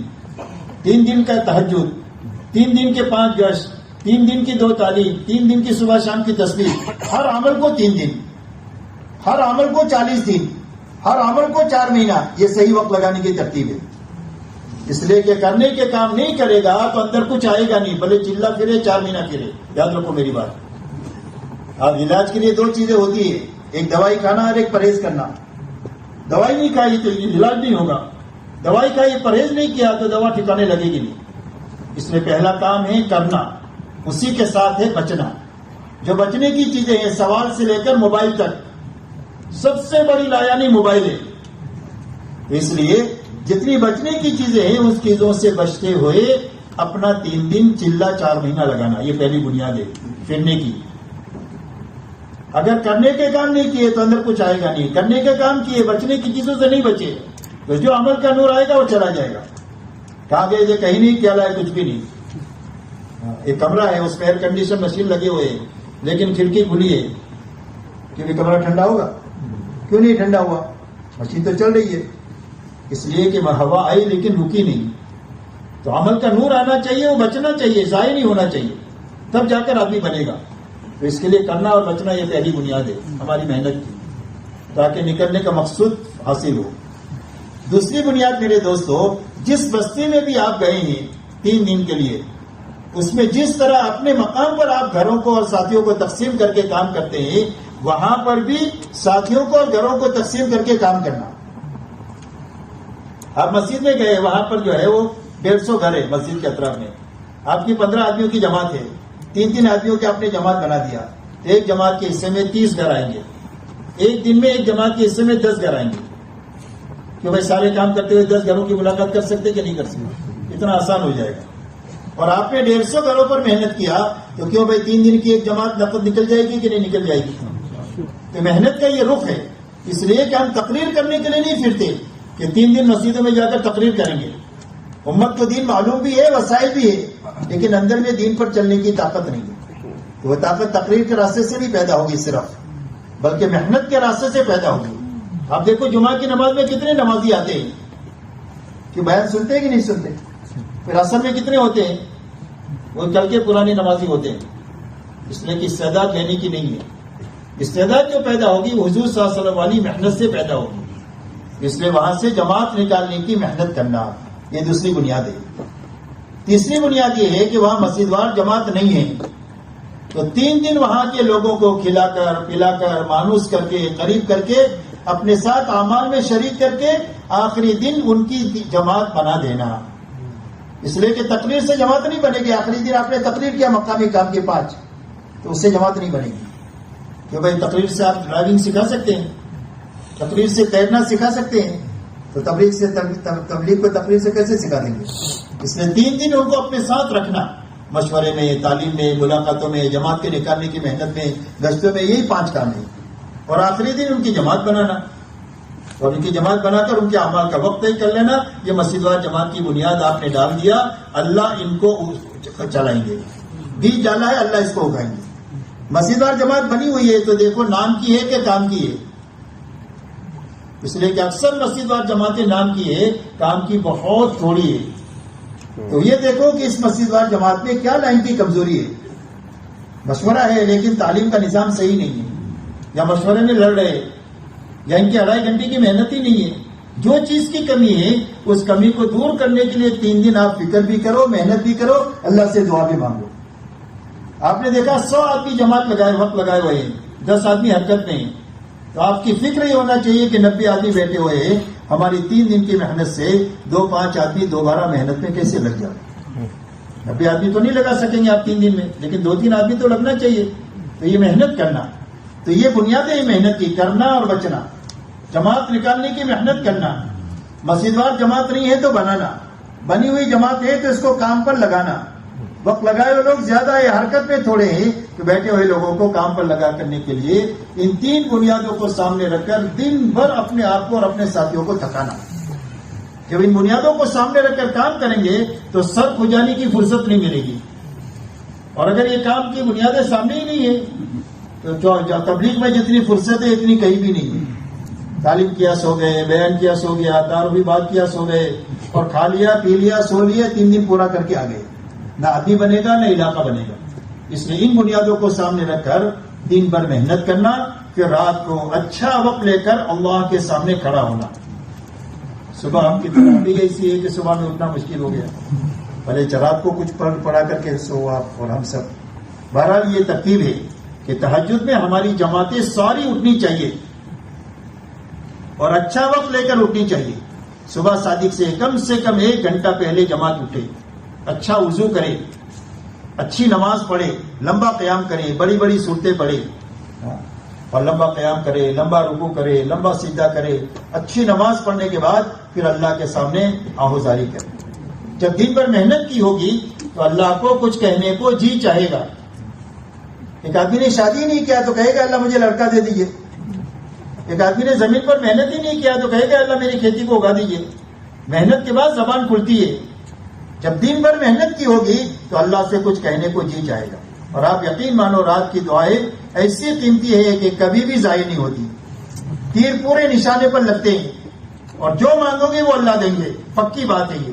آخرت کے بارے میں, دنیا کے بارے میں جو مصلحت ہوگی وہ دیں گے, آخرت کے مانگنے میں جو مانگیں گے وہ دیں گے. اور یہ دنیا کی بے دینی ان آنسوؤں کی برکت سے ختم ہوگی میرے دوست.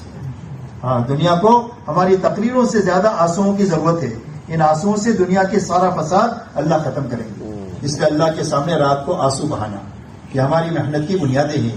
ہر جماعت کو جانے کے پہلے یہ بنیادیں اچھی طرح سمجھانا, واپسی میں ہر جماعت سے کارگزاری لینا ان بنیادوں کی روشنی میں, تاکہ یہ جماعتیں ساری جماعتیں ہمارے کام پر اگر پڑ جائے. اس وقت میں جتنی نقل و حرکت میں ہے تو یہ نقل و حرکت عالم کے نظام میں تبدیلی لانے کے لیے کافی ہو جائے. اس لیے ان بنیادوں کے ساتھ وقت لگانا, اس لیے کہ ہمارا پورا کام دعوت اور دعا ہے. یہ نقل و حرکت ایک برتن کی بھی طرح ہے. تو خالی برتن کی کیا قیمت ہے؟ بسلری کا بوتل ہے, اس میں پانی ہی نہیں ہے کہ وہ اس کی کوئی قیمت ہے. ہمارے یہاں بسلری ہوتا ہے, آپ کے یہاں پتہ نہیں کیا ہوتا ہے, آپ بھی جانتے ہو کہ سب لوگ تو وہی کے ہو. تو اس میں بسلری کا بوتل ہے, پانی نہیں ہے, اس کی کوئی قیمت ہے. یہ تو ردی کے ٹکڑے میں پھینکنے کے لائق ہوتی ہے. اور اگر اس میں پانی ہے تو 15 روپیہ ہے, دودھ ہے تو 50 روپیہ ہے, شہد ہے تو 500 روپیہ ہے, چاندی ہے تو ہزاروں روپیہ ہے, سونا ہے تو لاکھوں روپیہ ہے. عربی میں کہتے ہیں ظرف کی قیمت مظروف کی وجہ سے ہوتی ہے. مظروف کہتے ہیں, ظرف کہتے ہیں برتن کو, مظروف کہتے ہیں اندر کی چیز کو. اندر میں جتنی قیمتی چیز ہوگی اس اعتبار سے اس برتن کی قیمت ہوگی. تو ایسا ہی ہماری جو نقل و حرکت ہے اس کی روح اور طاقت دعوت اور دعا ہے. اس میں دعوت کا عنصر غالب ہونا چاہیے, لوگوں کے پیچھے بے قرار ہو کر پھرنے کا, اور دعا کا عنصر غالب ہونا چاہیے. سارے نبیوں کو دعوت اور دعا کے ساتھ اللہ نے بھیجا ہے. اس لیے دعوت اور دعا اس محنت کی طاقت ہے اور اس کی روح ہے. لیکن دعوت اور دعا جہالت کے ساتھ نہیں ہونی چاہیے, علم کے ساتھ ہو. اس لیے گھنٹوں تعلیم کے حلقے میں بیٹھ کر فضائل کی کتابوں سے دعوت کا علم لینا, اور دعوت اور دعا غفلت کے ساتھ نہیں کہ ہم کو ہی اللہ یاد نہیں ہے تو دوسروں کو اللہ کیا یاد کرائیں گے. سویا ہوا آدمی سوئے کو کیسے جگا سکتا ہے؟ جاگا ہوا آدمی سوئے کو جگا سکتا ہے. اس لیے اللہ کی ذکر اور یاد کے ساتھ اللہ ہم کو یاد ہو جائے، اتنا ذکر کریں تاکہ لوگوں کو ہم اللہ یاد کرا سکیں. اسی کے ساتھ اخلاق کے ساتھ دعوت اور دعا. اخلاق دعوت کا ہتھیار ہے.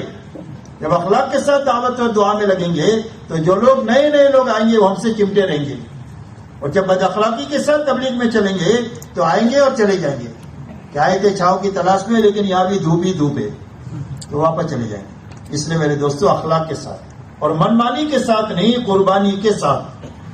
منمانی کے ساتھ نہیں، قربانی کے ساتھ. اس لیے کہ منمانی سے آدمی نہیں بنتا. زندگی بھر سخاوت کرے، زندگی بھر قرآن اور حدیث کی خدمت کرے، زندگی بھر سخاوت کرے، لیکن منمانی کے ساتھ کرا ہے تو جہنم میں جائے گا، بنے گا نہیں. آدمی جو بنتا ہے وہ قربانی سے بنتا ہے. تو قربانی کس کو کہتے ہیں؟ قربانی کہتے ہیں اللہ کے حکم کو پورا کرنے کے لیے اور دعوت کے تقاضے کو پورا کرنے کے لیے اپنی جی چاہی کو چھوڑنا. اس کا نام قربانی ہے. کسی چیز کو چھوڑنا نہیں ہے، نہ کھانا، نہ پینا، نہ کپڑے، نہ بیوی بچے. اپنی جی چاہی کو چھوڑنا ہے. اپنی راحت اور آرام کو اللہ کا حکم پورا کرنے کے لیے قربان کرنا ہے. دعوت کے تقاضے کو پورا کرنے کے لیے دنیاوی تقاضوں کو آگے پیچھے کرنا ہے. بس اسی کا نام اللہ قربانی کا نام دیتے ہیں کہ میرے لیے قربانی دیا، میرے لیے بھوکا رہا 2 گھنٹے، میرے لیے 2 گھنٹہ کم نیند سویا، میرے لیے صبح فجر میں اٹھ کر کے ہی آیا، اور یہ گشت کے لیے دکان آدھا گھنٹہ پہلے بند کر کے آیا. اللہ اس کو قربانی کا نام دیں گے، اور اس قربانی پر اللہ روز ہدایت دیں گے. یہ اللہ کی طرف سے جو انعامات ملیں گے، ایک ہدایت کا انعام ملے گا. قربانی پر اللہ حلال روزی اپنے خزانے سے دیں گے کہ کھاتے کھلاتے تھک جاؤ، ختم ہو کر کے نہیں دیں گے.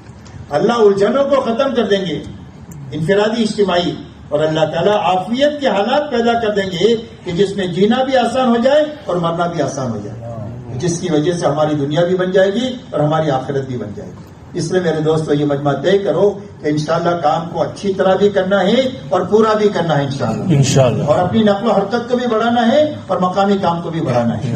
کہ بھائی پورا مجمع تیار ہے. اب اس کے لیے آپ حضرات سے کچھ عزائم اس وقت میں کرنے تھے. شاید بات کیا آپ لوگوں عزائم کی کہ بھائی مسجد بار بیٹھ کر کے ایک تو اپنا وقت طے کر لو. اس سال 4 مہینہ لگاؤ گے یا چلہ لگاؤ گے؟ کون سے مہینے میں لگاؤ گے؟ 3 دن آپ کب لگاؤ گے؟ اور اپنی مسجدوں سے چلے 4 مہینے کی جماعتیں کتنی دو گے؟ یہ اگر مسجد بار بیٹھ کر ایک 10-15 منٹ میں آپ یہ کام کر لو اور اس کام کو لے کر جاؤ گے اپنے اپنے محلوں میں، تو اللہ تعالیٰ کام کرنا آسان فرما دے گا آپ کی نیت اور ارادے کی برکت سے. کیسا کرو گے؟ دیر ہو گئی، ہاں کافی دیر ہو گئی. ہلکے کے اعتبار سے بیٹھ جاؤ. کیا پہلے بات بھی آئی تھی کہ ہلکے کے اعتبار سے بیٹھیں گے، ساتھی ہلکے کے اعتبار سے بیٹھے ہیں بھائی؟ فجر کے پاس ہاں فجر نہیں بیٹھے ہلکے کے اعتبار. کل فجر ہو گیا، کل کل کریں گے. کل سے اللہ برکت دے گی. ٹھیک ہے بھائی، اللہ تعالیٰ بہت برکت عطا فرمائے. ماشاءاللہ پورا مجمع سکون اور وقار کے ساتھ بیٹھا ہے.